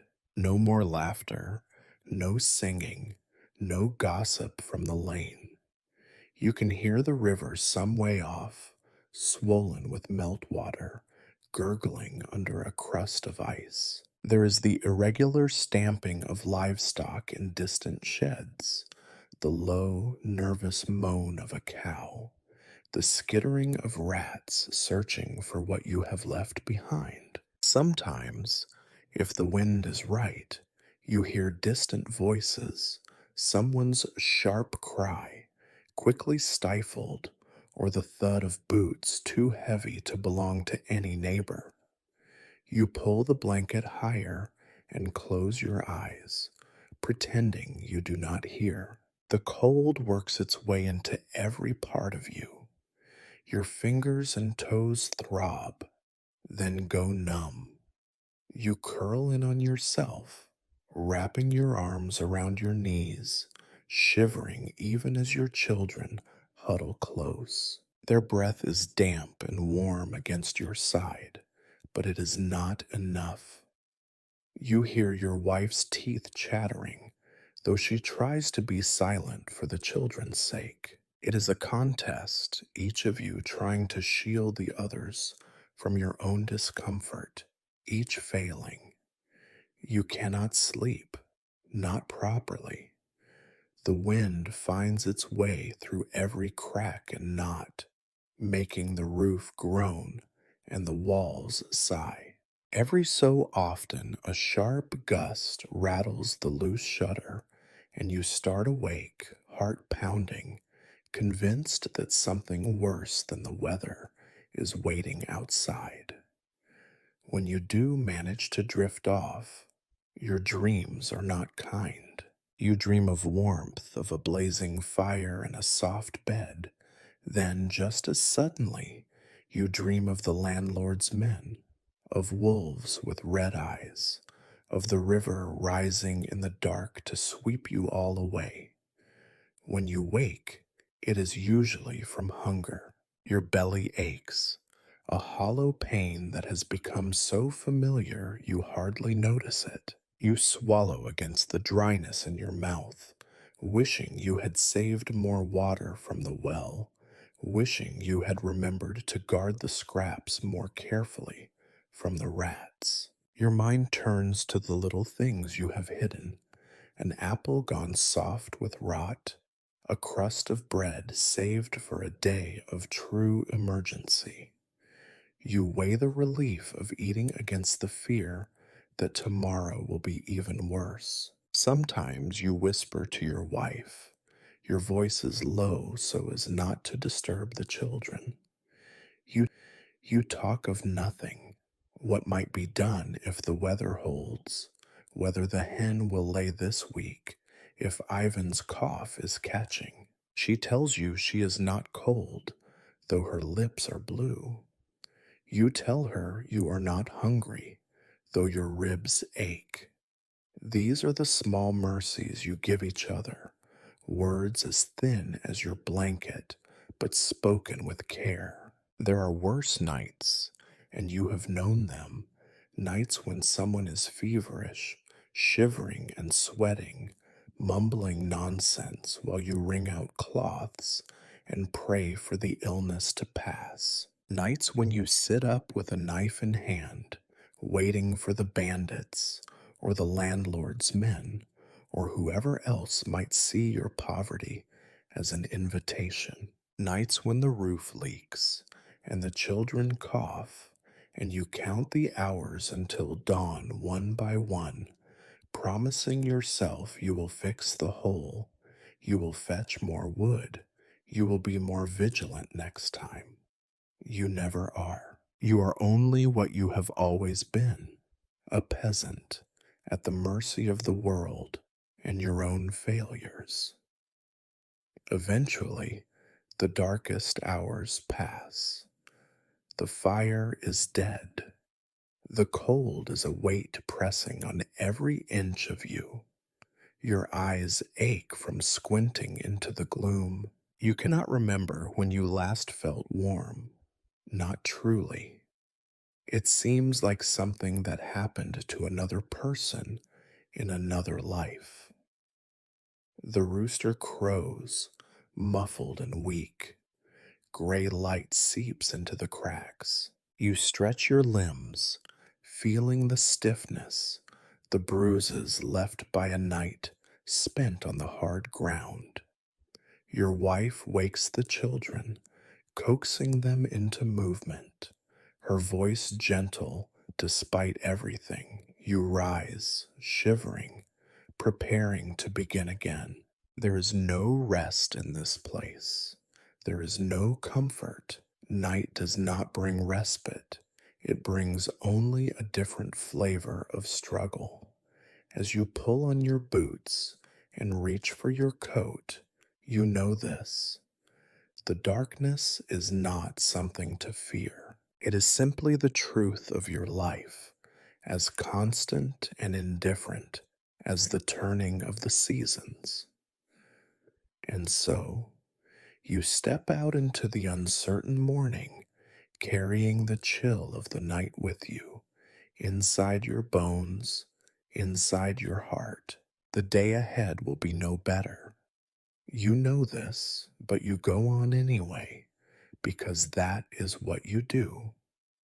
Winter, for a peasant, is not simply a season, it is an enemy, it is a siege. The cold does not merely chill you, it attacks, it infiltrates, it conquers. No matter how many winters you survive, the next one feels colder, darker, longer, a punishment for having survived the last. As you face the day, you know that winter's grip has not loosened, not even a little. You step out of your hut, and the cold bites at your cheeks, claws at your nose, seeps straight through the threadbare fabric of your tunic, and settles into your bones. Your breath hangs in the air, a pale ghost that is whisked away by a wind that finds its way into every seam and crack. You pull your cloak tighter, but the gesture is pointless. The cloak is little more than a rag, patched and repatched so many times that it offers less warmth than memory. The ground is frozen hard as stone. Each step is a small battle, your feet numb long before you reach the path to the well. The familiar route becomes treacherous. Ice glazes the mud, turning every rut and puddle into a trap. More than once, you have seen a neighbor slip and fall, bruising ribs or cracking an arm. There are no doctors here, just pain and a slow, uncertain recovery if you are lucky. If you are not, well, the ground is always hungry. The well itself is ringed with ice. Drawing water is a ritual of suffering. You wrestle the bucket from its frozen post, chip at the rim with a stone to free the rope, then lower the vessel into the darkness. Sometimes the water below is a thick slush. Sometimes it is simply a mirror of cold, so pure it burns your skin when you lift it. You ration what you bring home, doling it out in careful measures. Nothing is wasted, not even a drop. Breakfast, if it can be called that, is more miserable than ever. A broth made from bones and water, with a scrap of cabbage if you are lucky. You eat in silence, not because you are sullen, but because conversation would only remind you of what you lack. Every bite is a reminder that the stores are dwindling and that the next meal may be further away than you dare admit. You watch your children. Their faces are drawn, cheeks red with cold, lips cracked and bleeding. The youngest whimpers at night, coughing and sniffling, her breath harsh in the darkness. Your wife wraps them in every scrap of cloth you own, but still they shiver.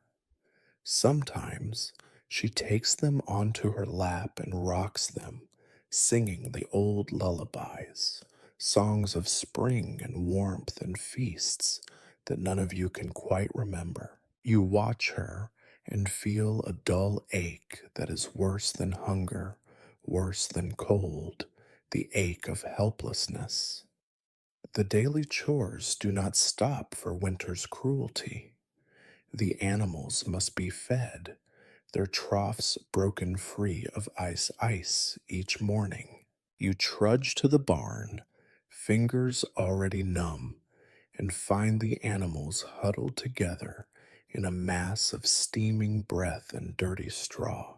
You spread what little feed you have left, apologizing silently for its thinness, for the way their ribs show through their coats. You know that not all of them will see the spring. If you must venture to the woods for firewood, the task becomes another ordeal. The snow is deep, and each step is a struggle. The axe handle is so cold it burns your hands, and the wood splits reluctantly, the sound echoing through the empty trees. You gather every fallen branch, every twig, knowing that tonight's fire depends on what you can carry home. Sometimes you think of the forests as a kind of graveyard, every log another cross marking someone's lost hope. The village in winter becomes a collection of isolated islands. Each family draws in, protecting what little they have, sharing only in the most desperate circumstances. Sometimes a neighbor appears at your door, face blue with cold, eyes wide with fear, a child burning with fever, a roof caved in by snow, a plea for a little flour or a few hot coals. You give what you can, knowing that tomorrow it may be you who is begging. Illness stalks the village like a wolf. The coughs grow harsher, the fevers more frequent.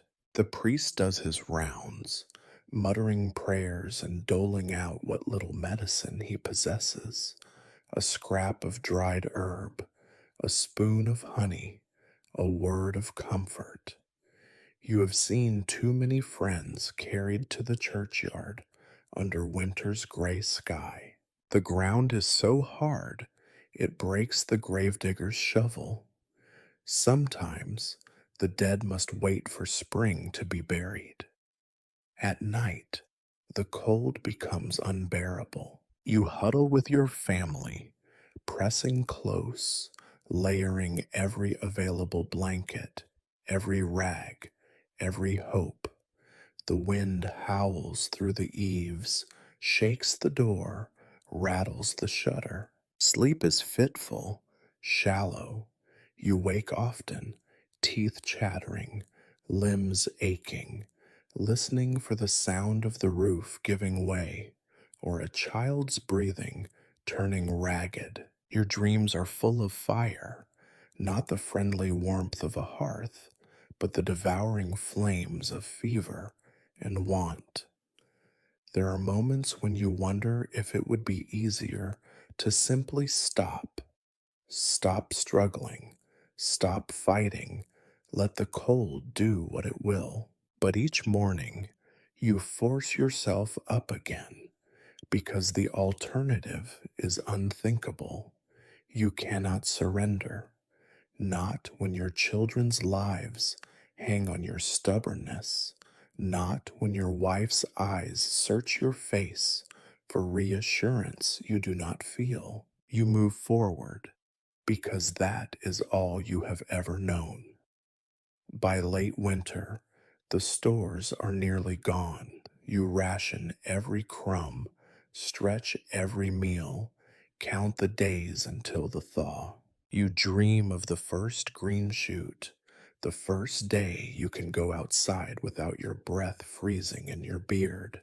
You tell your children stories of the spring, how the fields will turn green, how the river will run free, how there will be milk and eggs and fresh bread. You tell these stories not because you believe them, but because they must believe something. And when the sun finally returns, weak and watery, you emerge blinking into a world that has survived another siege. You mourn what you have lost: a hen, a goat, a neighbor, a little more hope. But you tell yourself it was always winter's to take. You count what remains: your family, your strength, the stubborn fire inside you that refuses to die. You patch your cloak again, gather your tools, and prepare to begin the cycle anew. Winter is not just a season, it is the test that never ends. The enemy you never truly defeat, you survive it, and that survival is its own kind of victory, even if it costs you more than you care to admit. It is a truth as old as the fields you till. Sickness does not knock before it enters your home. It comes uninvited and unannounced, slipping between the cracks in the walls, carried on the wind or on the backs of rats, clinging to the muddy boots of your neighbors. Sickness does not care about hope or prayers or the careful rationing of food. Sickness arrives and makes itself at home. It starts small, as it always does: a cough in the dark, a child shivering with fever. At first, you pretend it is nothing. You wrap your youngest tighter in the rags and old shawls, whispering that it is only the cold, that children are always sniffling in winter. But the cough grows louder, more insistent. The fever comes and goes, then comes and stays. You can feel the heat of it even through the blanket. Your child's cheeks burn bright red, but her hands are cold as the stones outside. Your wife tries everything she knows: a poultice of onions, a cup of weak broth, prayers murmured in the half light. The old cures are not cures at all. They are only hope shaped into action. Soon you hear the same cough in the voices of the other children. You try not to panic, but you cannot help counting. How many have fallen ill before in your village? How many have come back? The answer is not one you want to dwell on. As the days pass, the hut fills with the sounds of sickness: labored breathing, wet, hacking coughs, whimpers that turn into cries, then fade into silence. Sleep becomes impossible. You sit awake at night, watching the flicker of the fire, listening for each ragged breath, praying it will not be the last. Your own throat feels raw, your head heavy, but you do not dare show weakness. There is too much to do, too many mouths to tend, too many chores that cannot be left undone, not even for illness. You visit the priest, desperate for help. He offers a prayer and a pinch of dried sage. He crosses himself, but you see the fear in his eyes. Sickness becks no rank or calling. He keeps his distance, as if your misery might be catching. God's will, he says. You nod, because what else is there to say? You have learned that the will of God is often indistinguishable from the indifference of the world. There are no healers in your village. The wise woman died years ago, and the landlord's doctor does not waste his time on peasants. If you want honey or vinegar or herbs, you must trade for them, usually with what you do not have. You try everything you can: a compress of cool rags for the fever, stale bread soaked in water for the sore throat, a concoction of bitter roots for the cough. Most of it does nothing, but you cling to the small hope that maybe, just maybe, this time will be different. The village shrinks during a sickness. Doors are bolted, voices are hushed, visits become rare and furtive. If you need help, you must ask from a distance. Anna waves from her door, her face pale and drawn. Ivan's window stays shuttered all day. Grigory stops coming to the fields, and when you see him, he is thinner, his eyes rimmed with red. Each family is an island, battered by the same storm. You think about the things you have seen: a mother weeping over a lifeless child, a neighbor digging a grave in frozen ground, a line of villagers trailing behind the priest as another soul is commended to the earth. You know the numbers by heart. How many died last year? How many new graves line the edge of the field? How many children did not survive their second winter? Sickness, you have learned, is not an exceptional event. It is a fact of life. Your wife does not rest. She tends the children, wipes their faces, soothes their cries, finds what food she can. She grows thinner each day, her hands trembling as she works. You want to tell her to sleep, to eat, to take care of herself, but you know she will not. You watch her closely, searching for the signs: the first shiver, the first cough, the look of fever in her eyes. When it comes, you pretend not to see. The worst is the helplessness. You are used to being powerless before the landlord, before the weather, before the demands of the field. But there is something uniquely cruel in watching your family suffer and knowing there is nothing you can do. No strength of will, no amount of hard work can banish illness. You feel it in your bones, a cold ache that rivals the winter itself. You begin to bargain, quietly, secretly. You promise things to yourself, to God, to the land. If only my child gets better, I will work harder. If only my wife survives, I will never complain again. If only, if only, if only. You know these bargains are worthless, but you make them anyway. It is all you have left. At night, you sit in the darkness, counting the breaths of your loved ones, feeling your own breath catch in your chest with every cough, every feverish whimper. Sometimes the dawn brings relief. A fever breaks, a child's color returns, a little food stays down. More often, dawn brings only exhaustion, a dull ache of grief, and another day of tending the sick with hands that never feel clean.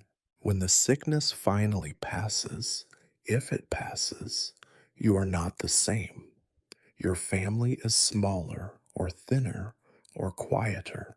Your neighbors count new graves. The fields fill again with the living, but there is less laughter, more caution, more eyes searching for the next sign of trouble. You carry the scars of helplessness with you, invisible but unhealed. Sickness, in the end, is just another master. It comes when it pleases, takes what it wants, leaves you to pick up the pieces. You endure because you must, because there is nothing else. But every winter you wait, half fearful, half resigned, for its return. And when the cough comes again, you know exactly how the story will go. The earth might be your enemy, the winter your tormentor, and sickness your most faithful companion, but none of them make you quite as nervous as the landlord. For you, he is not a man, but a law of nature, a force that arrives with the inevitability of hunger and the certainty of rain. He owns the fields you break your back upon, the trees you cut for firewood, the hut you sleep in, and even, in a way, the very air you breathe. The landlord is both distant and ever present, seldom seen in the flesh, but always felt in the shape of your days. When his men ride into the village, they are easy to spot. Boots of real leather, cloaks that do not leak in the rain, and eyes that skim over your suffering like a rock thrown across a pond. They announce themselves not with words, but with demands. Sometimes it is the steward, a thin lipped man who counts everything twice and remembers every broken promise. Sometimes it is the bailiff, broader and less patient, who measures out the beatings as easily as the taxes. It is collecting time. You can hear it in the way the village quiets, the way shutters bang closed, the way mothers pull their children inside, and men look at the ground. The dogs sense it too, and slink away with tails tucked. You try to make yourself small, but you know it is useless. The landlord's men always find you. This time, it is the steward who comes. He walks your plot with a thin notebook, scratching numbers with a quill, pausing to pick up a clod of earth and sniff at it with theatrical dismay. The harvest was thin, you say, because you must say something, because silence can be mistaken for insolence, and insolence is expensive. The steward shrugs. You owe what you owe, he replies, as if that settles the matter, as if it ever has. He lists the dues: a portion of your barley, a share of your cabbages, the best of your eggs, half the firewood you manage to gather, and a few coppers for the privilege of working land that will never be yours. You nod and hand over what you can. He always finds something to criticize. This egg is too small, this cloth too coarse, this loaf too stale. Every word is a wound. Sometimes, when he is in a good mood, he will let you keep the smallest things: an onion, a shriveled apple, a handful of beans. But most days he leaves you hungry. Once, in a moment of foolish courage, you complained that the taxes were too high. The steward looked at you, his face unreadable, and told you to remember Anna's husband. You remember. Everyone does. Anna's husband disappeared into the landlord's manor one autumn and was never seen again. The lesson was not lost on anyone. After the steward comes the bailiff. He is less precise, more violent. If the dues are short, and they are always short, he takes what he can find. Once, he beat Ivan for hiding a sack of flour. Once, he struck a child for speaking out of turn. You are careful never to meet his eye, to answer every question with a yes, sir, or no, sir. You tell yourself that dignity is for people who have never been hungry. The landlord himself is spoken of more than seen. Rumors swirl. He is in the city. He is at war. He is on his deathbed. He has a new wife. He is coming soon to check on his lands. When he does visit, it is a spectacle. His carriage lurches into the village, the wheels carving deep ruts in the mud. The horses are glossy and fat, the servants quick to scold at any peasant who looks too long. The landlord emerges in fine clothes, his face ruddy and bored, and surveys the village as if admiring livestock at market. He may stop at the manor house, throw a feast, invite the priest, make speeches about hard work and loyalty. He does not enter your hut, does not walk your fields, does not taste your bread. He may, in a charitable mood, throw a few coins to the children who scramble in the mud for them. But mostly, he stays above and apart, a figure from another world. Still, you must attend when summoned. Once a year, you trudge up to the manor, hat in hand, to kneel before him and swear your loyalty anew.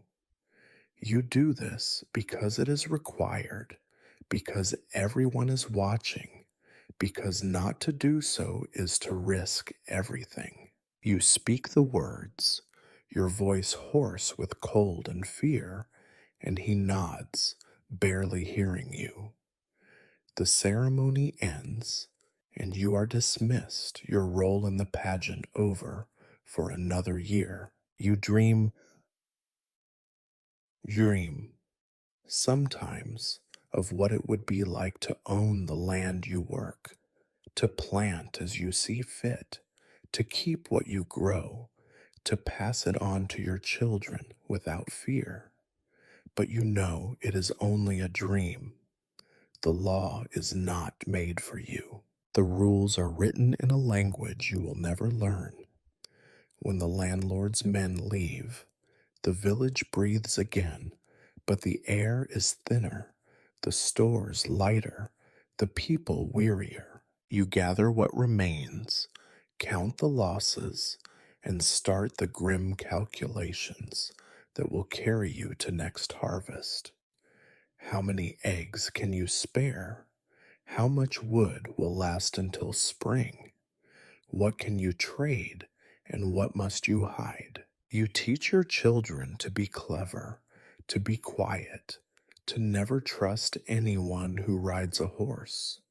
You tell yourself that it will get better, that the next steward will be kinder, that the landlord will forget about your village for a few blessed months. But you know the truth. The land is not yours. The hut is not yours. Even your labor is not your own. All of it belongs to someone else, and all you can do is survive on what is left over.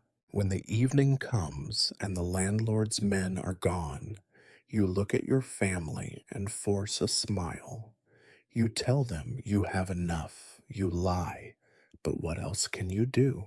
Tomorrow, you will rise and work the land again, hoping for a harvest that will never quite be yours.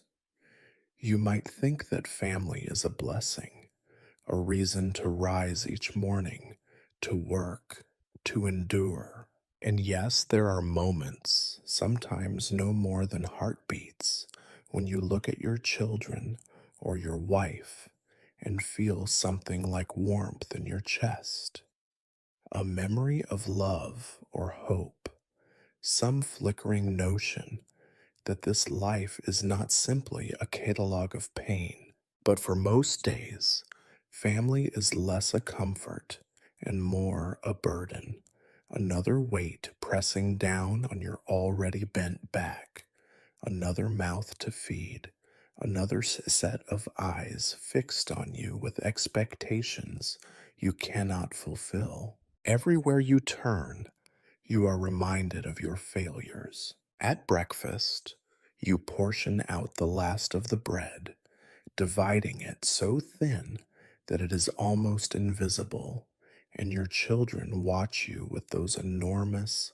hollow eyes, trying to be brave, pretending not to notice their own hunger. Your wife takes her share last, or sometimes refuses it altogether, passing her piece to the youngest without a word. You see the bones standing out beneath her skin and know she cannot keep this up forever. You do not ask her to stop. You are both trapped in the same grim mathematics. Who needs to eat and who can afford to wait another day? Your oldest child, not yet grown but already with the weary face of someone twice her age, helps with the chores. She rises before dawn to fetch water or sweep the hut, her small hands red and cracked from cold and scrubbing. She seldom complains, but when she thinks no one is listening, you hear her coughing, deep and hoarse, into the rags she sleeps on. You wonder how much longer her strength will last. She should be learning to read, to laugh, to live. Instead, she learns to survive, and you teach her because you have nothing else to give. Your younger children trail after you in the yard, asking questions you cannot answer. Why is there never enough to eat? Why does the landlord need so much grain? Why do the babies in the village sometimes stop crying and never wake again? You want to protect them from the world, but you cannot even protect them from the cold seeping through the walls at night. You invent gentle lies. Spring will come soon. The hens will lay again. Tomorrow there will be more. You know they see through it, but you tell the lies anyway, because silence is crueler.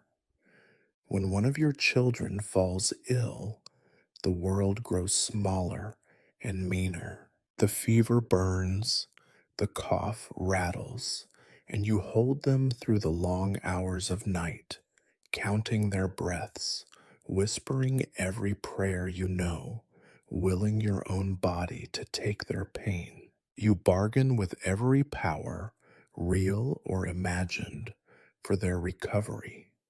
Sometimes your child gets better. Sometimes you carry a tiny bundle to the edge of the churchyard and dig a grave in earth that is already crowded with children's bones. Your wife bears the losses with a silence so deep it frightens you. She works beside you day after day, her face a mask of quiet determination. In the evenings, when the children sleep, she sometimes weeps softly so as not to wake them. You hold her, but you do not know how to comfort her. You are afraid that if you start to speak of all you have lost, you will never stop. The work of keeping a family alive never ends. Each day is a tally of chores and worries. Repair the leaking roof with scraps of old cloth and hope it holds through the next rain. Mend the children's clothes with thread so fine it breaks after a week. Search the woods for mushrooms or wild greens, always afraid you might bring home something poisonous, always wishing you could bring home more. Every meal is an exercise in shame and desperation.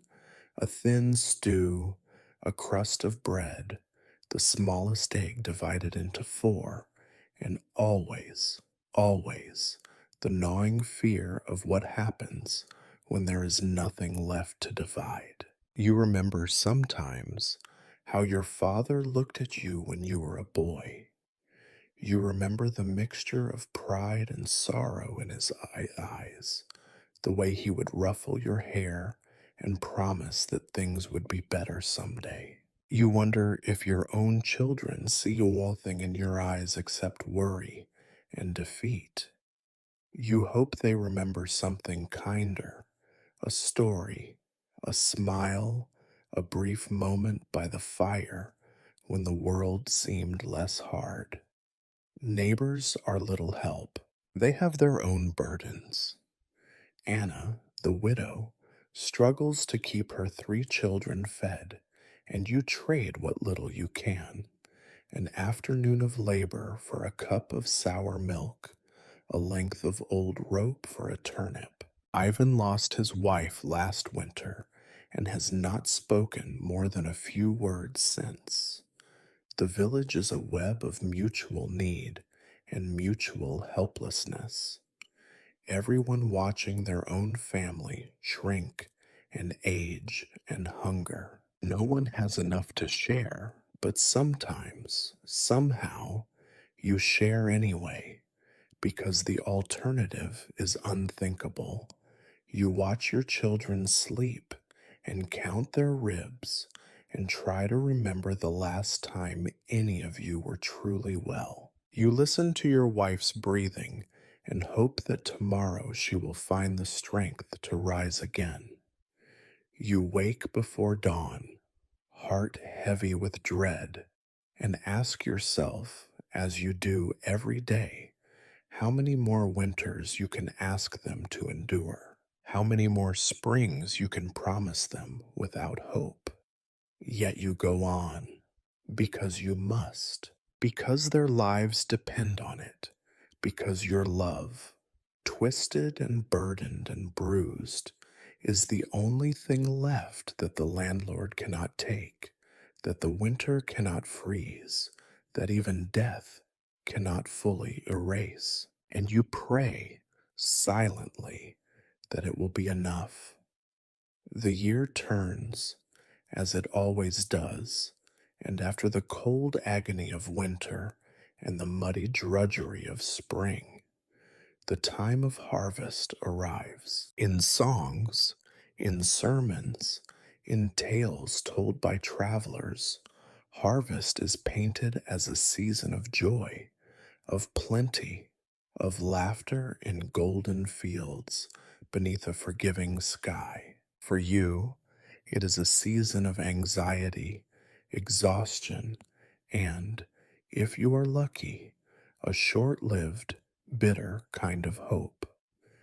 The days grow shorter, the sun ripening the grain even as the chill creeps back into the mornings.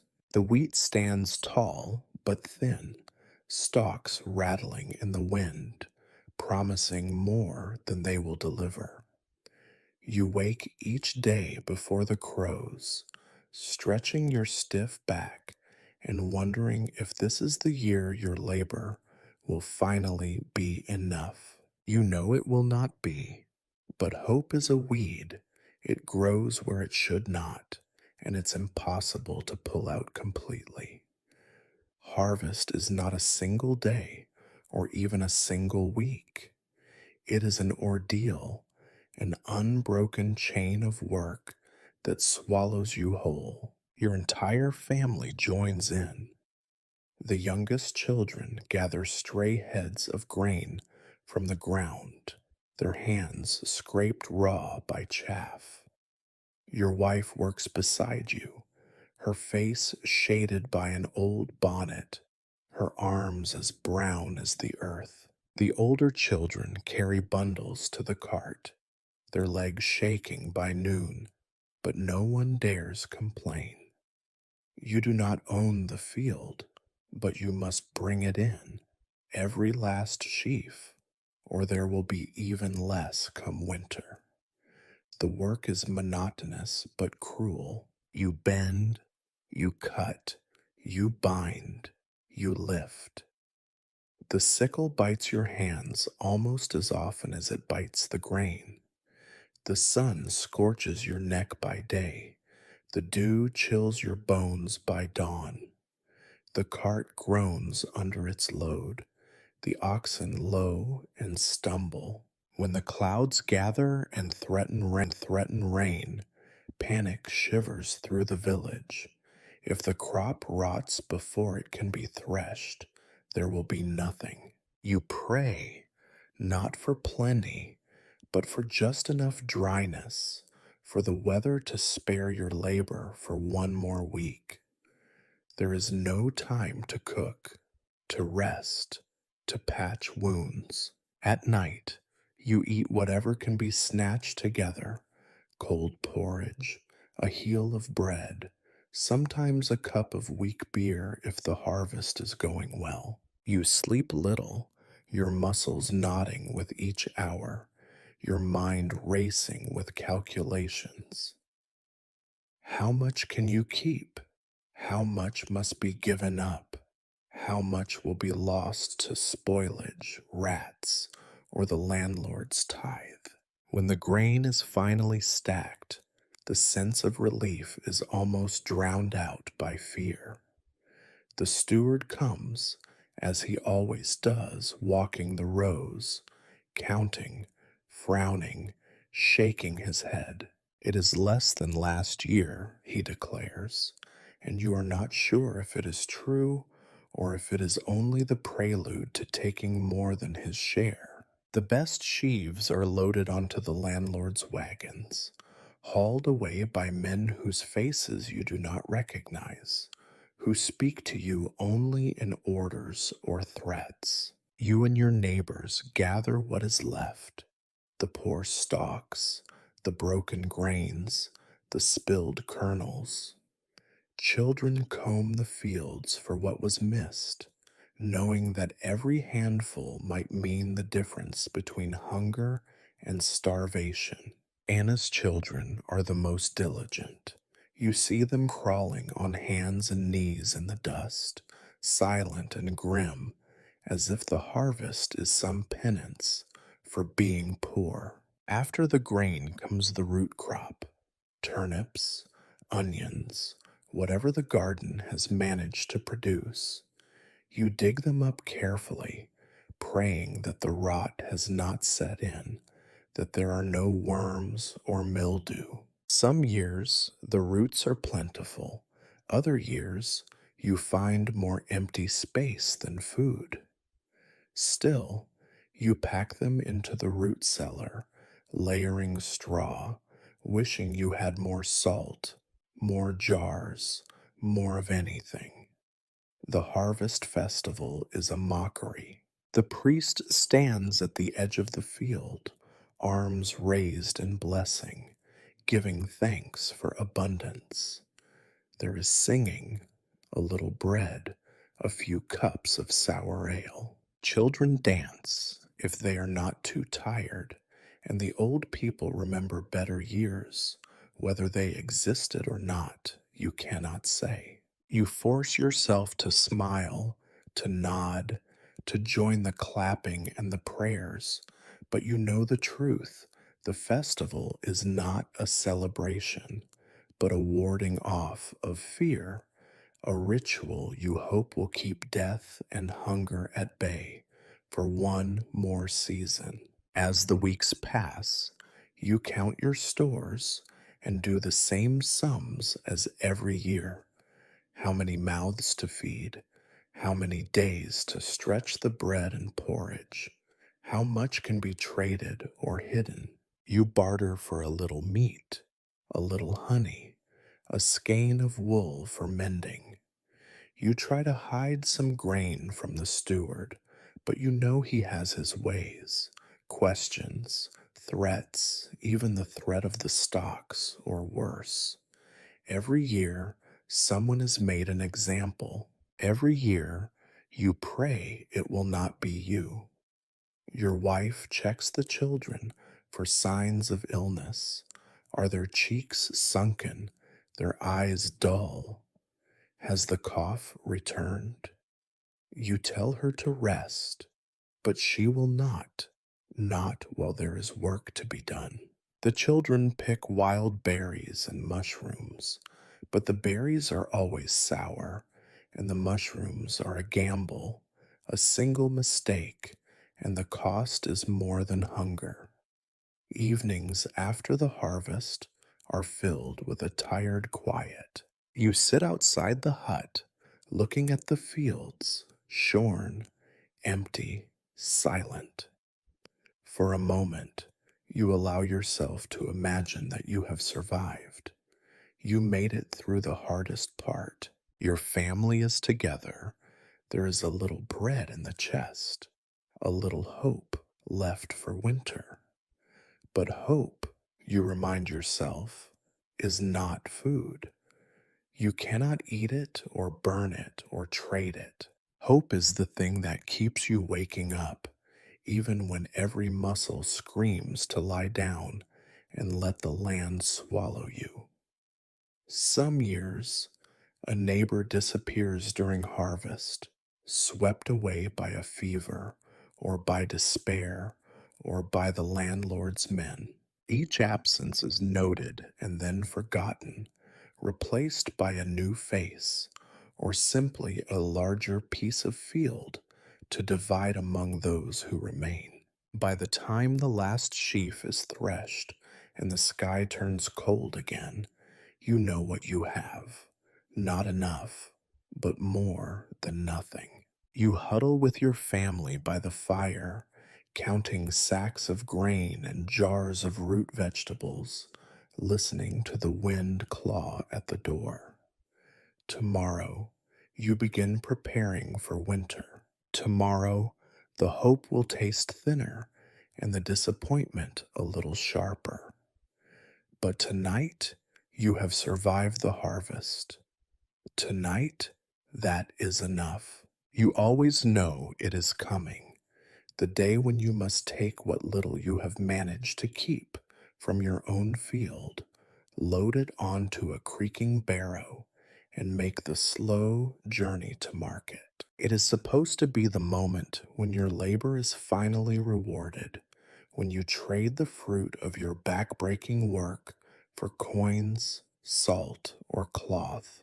But you have lived long enough to know that the market is not a place for victory, but a theater of humiliation and disappointment. You wake before the sun, nerves already frayed. The morning is sharp, the kind that bites through layers of cloth and sets your teeth on edge. You try to ignore the emptiness in your stomach. There is no breakfast on days like this. Every crumb must be saved, every scrap hidden away in case the journey home brings nothing. Your wife helps you load the barrow. The best you have: bundles of barley, a sack of onions, a jar of honey, 3 eggs painstakingly collected over a week. You wrap everything with care, knowing that even the smallest accident, a cracked egg, a spilled sack, could mean one less meal in the weeks to come. The children watch, silent, their faces pale with anxiety and hope. They understand better than you wish they did. What comes back from the market might decide if there is a candle for winter, or if their feet will be bare in the snow. The walk to the village market is long and muddy. Your boots fill with water, your hands blister on the rough handles of the barrow. The air smells of wet earth and old dung, and the only sounds are the distant cries of crows and the grumbling of other peasants making the same pilgrimage. You pass Grigory, bent double beneath a sack of turnips, Anna with a basket of bruised apples, Ivan hobbling with a twisted leg, his bag of beans swinging from a stick. No one speaks. There is nothing to say. The market itself is a miserable affair. A muddy square trampled by oxen and men, ringed by crooked stalls, and watched over by the landlord's agent, who notes every trade and takes his share without so much as a thank you. The merchants from town, faces sharp as knives, voices high and mocking, wait like hawks for the first peasants to arrive, eager to buy low and sell high. You know you are being cheated. Everyone does.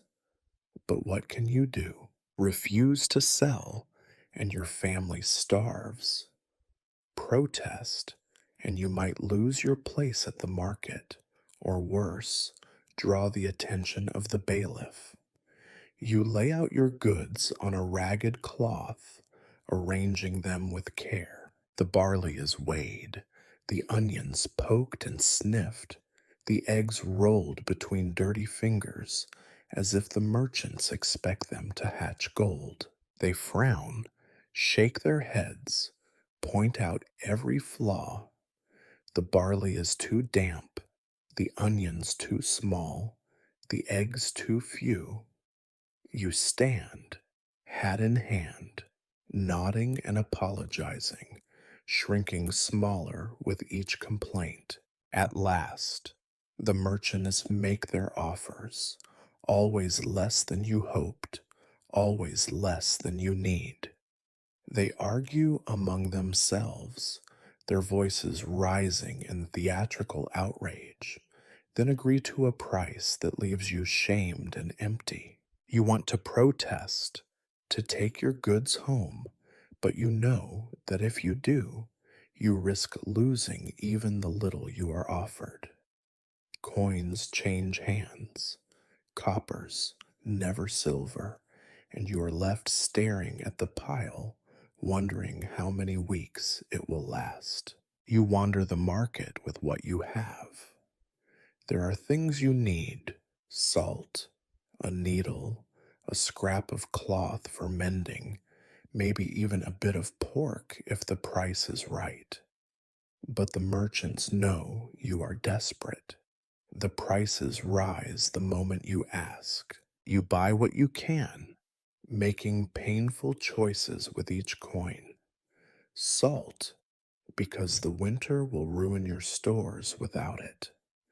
Cloth, because your son's coat is more whole than fabric.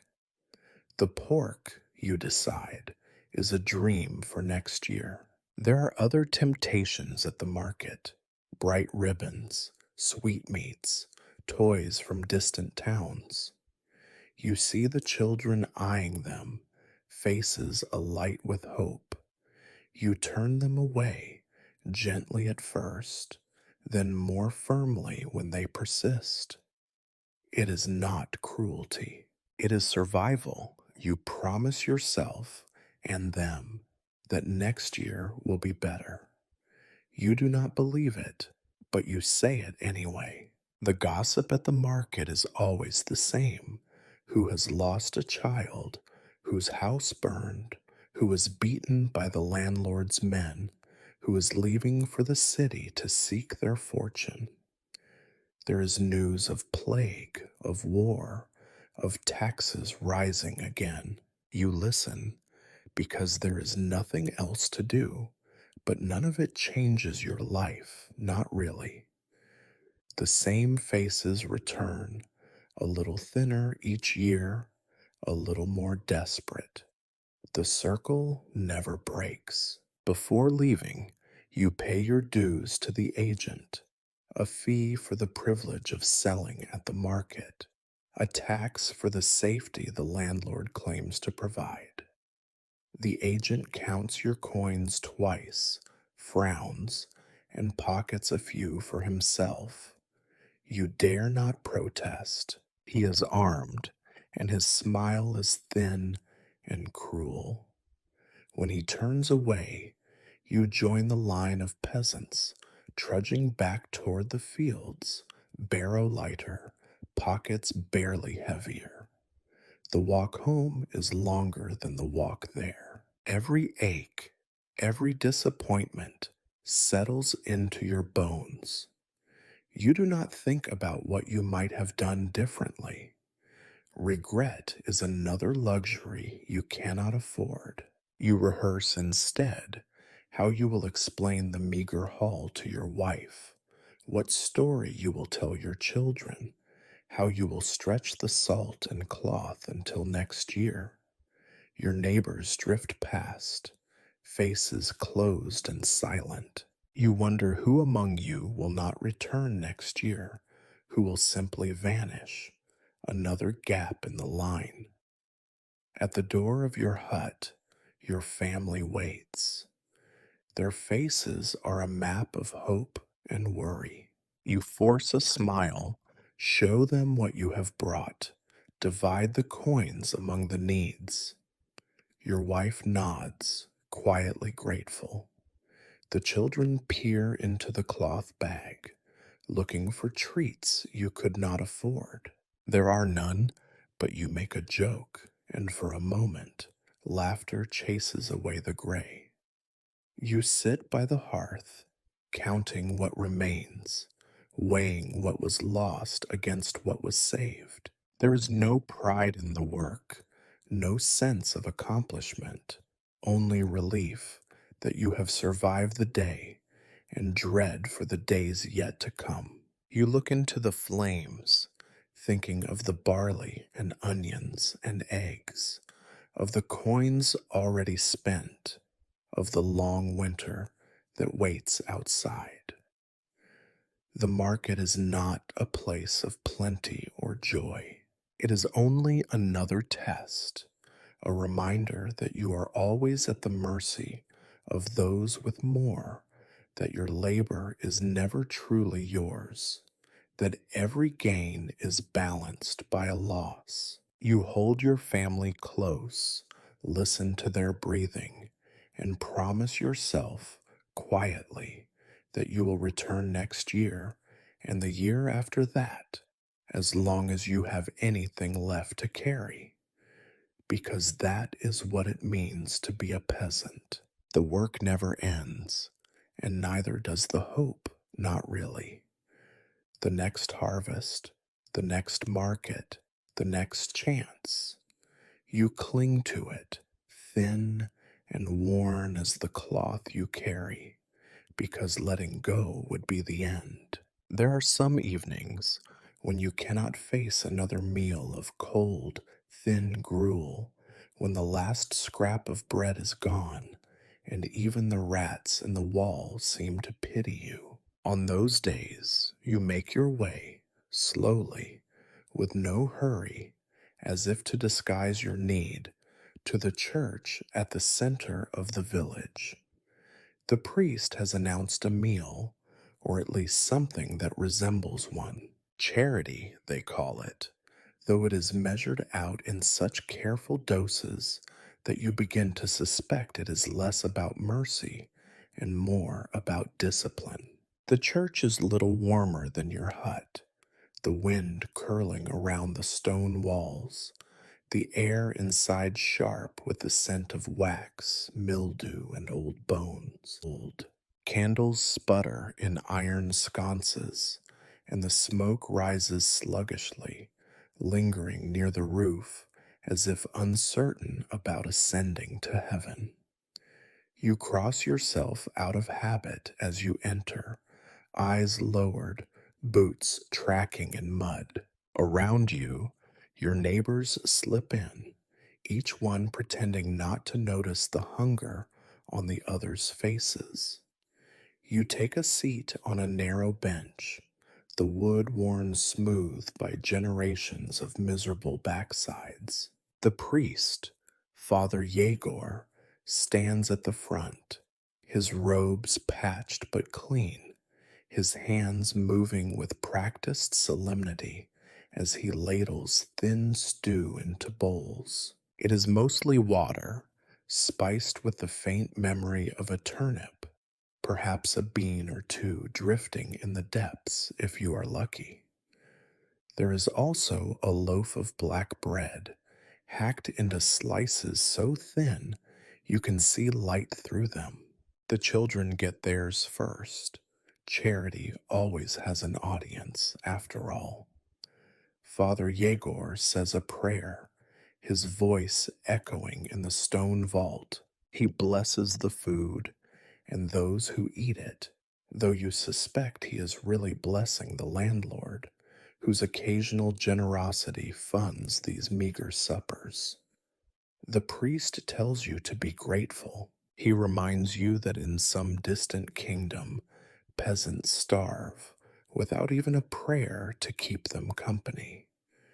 You nod along, murmuring, Amen, your voice lost among the others. The stew is hot, and for a moment, that is enough. You wrap your hands around the bowl, letting the heat soak into your cracked fingers. You drink slowly, savoring every swallow, careful not to finish too soon. The bread you eat in small bites, stretching the moment, convincing yourself it fills the empty spaces inside. You look around and see your neighbors doing the same.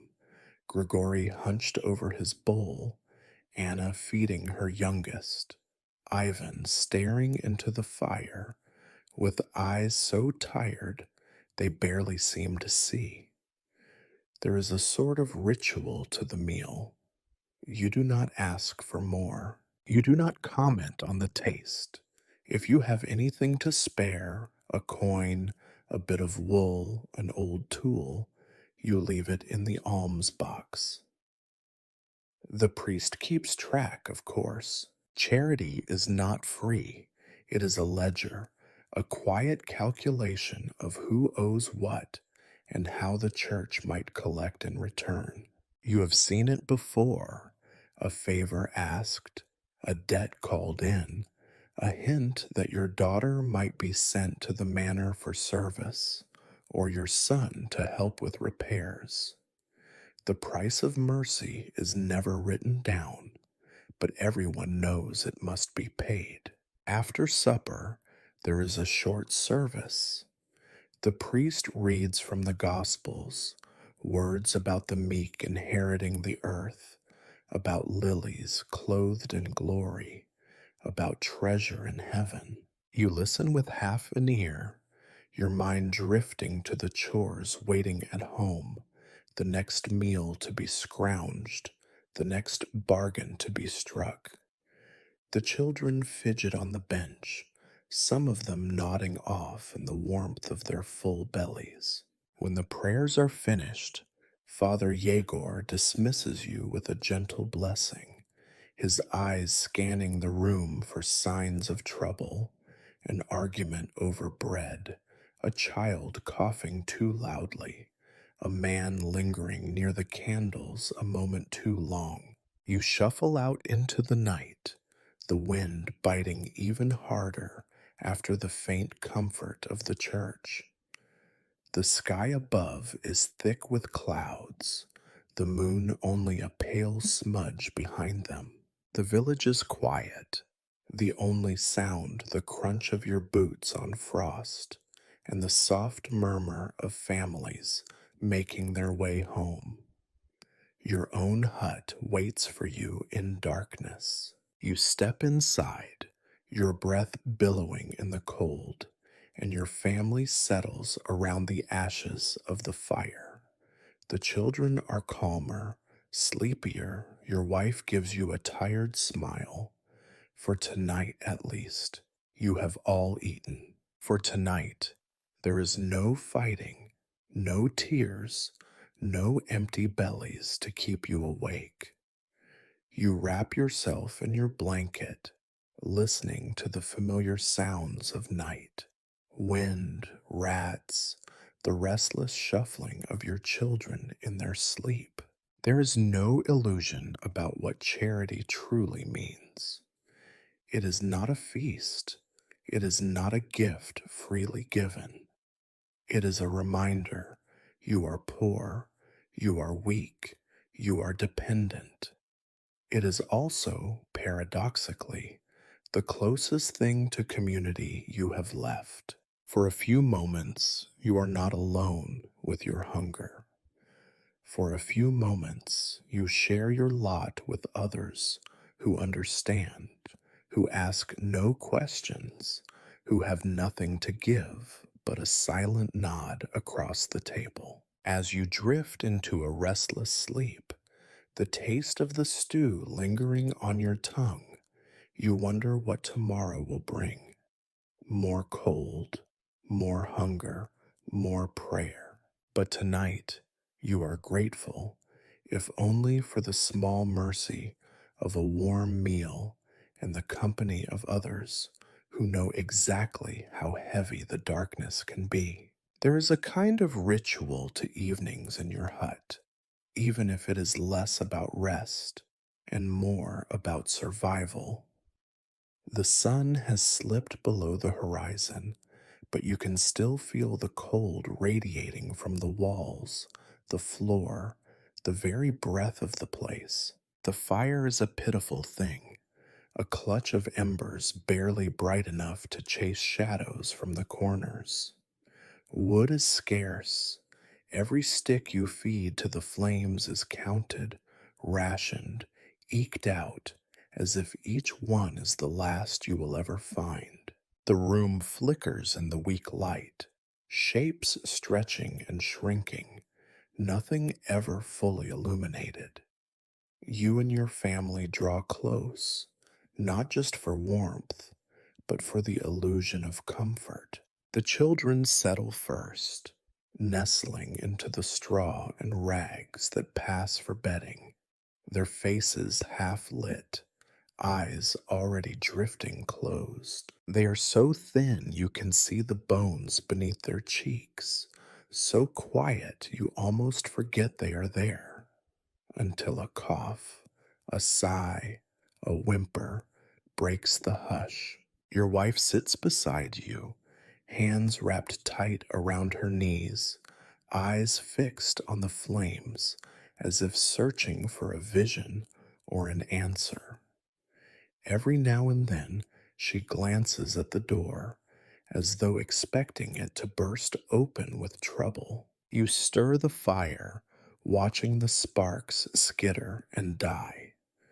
The glow is brief, then fades. The air grows heavier. You try to remember if there is any more wood hidden in the shed, or if the last armful went on the fire 2 nights ago. You promise yourself to rise early, to search the woods for fallen branches before the sun is fully up and the best of the kindling is gone to your neighbors. You hope no one else has the same idea. Dinner, if there is any, is long since finished. A memory of thin soup and the scrap of bread you managed to bring from the church. Your stomach gnaws at itself, but hunger has become a companion you no longer bother to fight. The children are too tired to complain. They huddle together for warmth, arms and legs tangled. Your oldest keeps an arm protectively around the youngest, the gesture more habit than comfort. You and your wife exchange few words. Conversation at night is dangerous. It might spark worries, set old arguments smoldering, or give shape to fears best left unspoken. You talk of small things, whether the goat is ailing, if the pot needs mending, whether the priest's charity will stretch another week. There is always something that needs doing, fixing, mending, patching, scraping. You tell each other you will manage because there is nothing else to say. Sometimes you let yourself imagine another life. You picture a real hearth, a fire that warms the whole room, bread baking in the oven, laughter at the table, a night with no fear of what waits outside. You know these are lies, but they are better than the truth. The truth is another night crouched beside a dying fire, listening to the wind shake the roof and the timbers creak. The truth is the way your bones ache, the way your eyes blur with exhaustion before you can ever sleep. Sleep comes in fits and starts.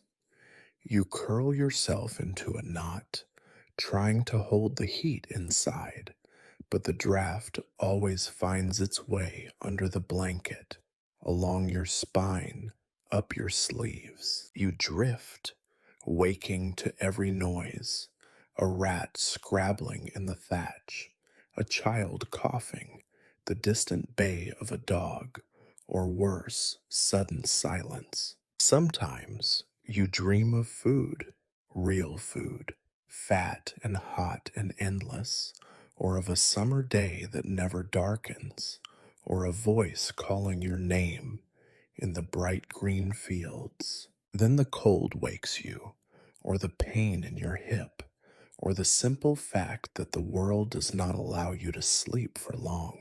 The night is a slow procession of hours marked by the fading of the fire, the restless stirrings of your family, and the dread of tomorrow. You find yourself counting the sticks left for burning, counting the coins you hid under the hearth, counting the days until the stores are gone, and you must try your luck at the next market or go begging at the church. You count because it is all you can control, but the numbers are always smaller than you wish. When the fire at last dies, you wait for the cold to settle, then pull the children closer, wrap your wife in what little warmth you have, and try again to sleep.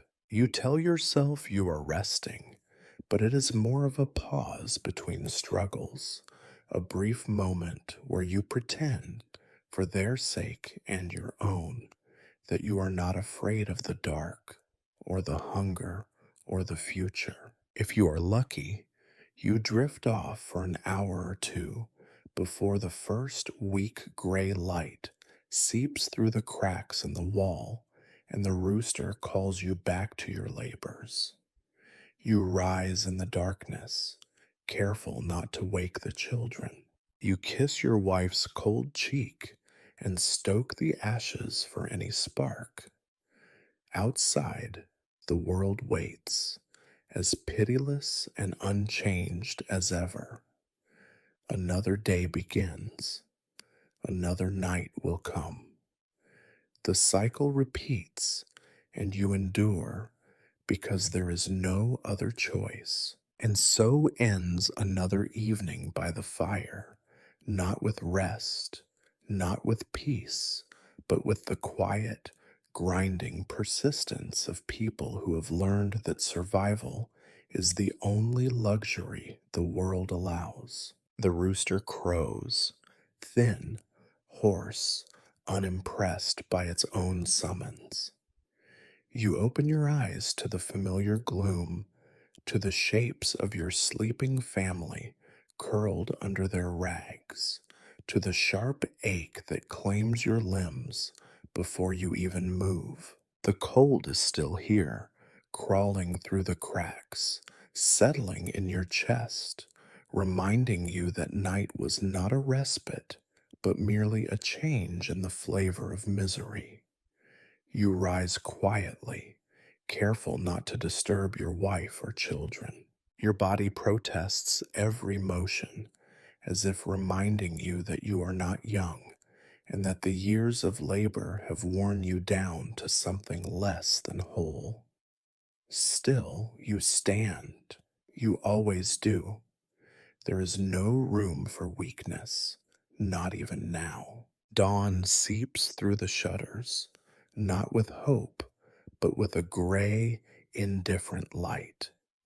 You pull on your boots, stiff with yesterday's mud, and wrap yourself in your patched coat. Outside, the village stirs in its own silent way, smoke escaping a dozen crooked chimneys, a few distant voices muffled by fatigue, a cough echoing from Anna's hut, the clatter of Grigory's cart on the frozen ground.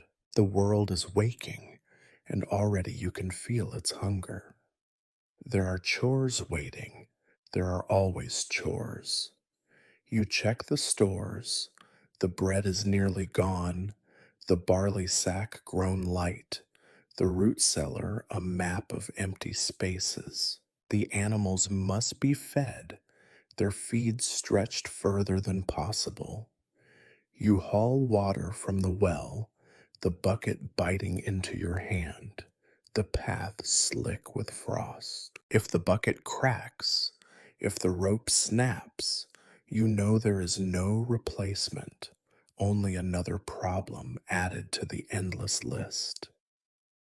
Inside, your wife stirs, rising with the same slow determination. She tends to the children, washing their faces with cold water, braiding your daughter's hair with hands that tremble from hunger and cold.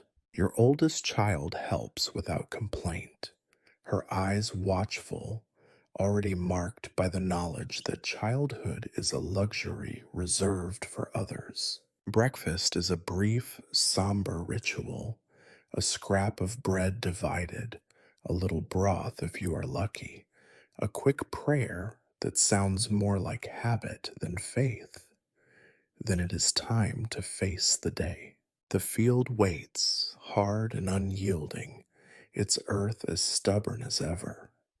You set out, tools in hand, spine aching, hands already numb.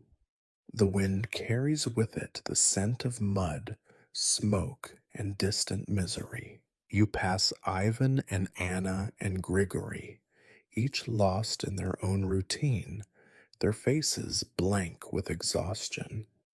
You exchange nods, grunts, not words. Words cost too much. You work the field as you did yesterday and will do tomorrow. You know every stone, every weed, every patch of stubborn soil. The work is endless. Dig, clear, repair, repeat. If you stop, even for a moment, you fall behind, and falling behind is a luxury that ends in hunger or worse. Sometimes you let your mind wander to the stories the priest tells of a life after this one where there is no toil, no suffering, no pain. You do not believe them, not really, but they are a comfort, like a lullaby hummed to a crying child. Midday comes and goes with barely a mark. Lunch, such as it is eaten standing, your back to the wind. You watch your family from afar, your wife patching clothes by the door, the children searching the yard for kindling, your oldest child coaxing the goat to eat a little more. You want to join them, to help, to rest, but you cannot. The work owns you, body and soul. Afternoon fades, the bailiff might appear, counting and questioning, reminding you what is owed, what is never enough. If the landlord's steward comes, you lower your head, offer what little you have, hope to be overlooked this season. The fear is a constant companion, fear of failure, fear of punishment, fear that tomorrow will bring some new calamity. Evening brings its own rituals. You return home, muscles screaming, head heavy, hands bleeding. There is no feast, only another thin meal, another quiet hour huddled around a dying fire. You listen to the children's questions. Will there be bread tomorrow? When will spring come? Why do we have to work so much? And answer as best you can, lying gently where the truth would wound too deeply. You look at your wife, at her tired eyes and gentle hands, at your children, thin and silent in the firelight, and you wonder how many more days like this you can survive. You do not allow yourself to hope for miracles. Hope is a dangerous luxury. You allow only the promise of endurance, the stubborn determination to keep moving, to keep working, to keep the darkness at bay for one more night. When sleep comes, it is restless, haunted by dreams of hunger and cold and the weight of all that is unfinished. But you are alive, and in this world, survival is the only victory that matters. And so, when the rooster calls again, when the gray light returns, you rise, you face the day, you take up your burdens, your tools, your prayers, and you walk into the field once more. Because that is all there is, that is all there ever was.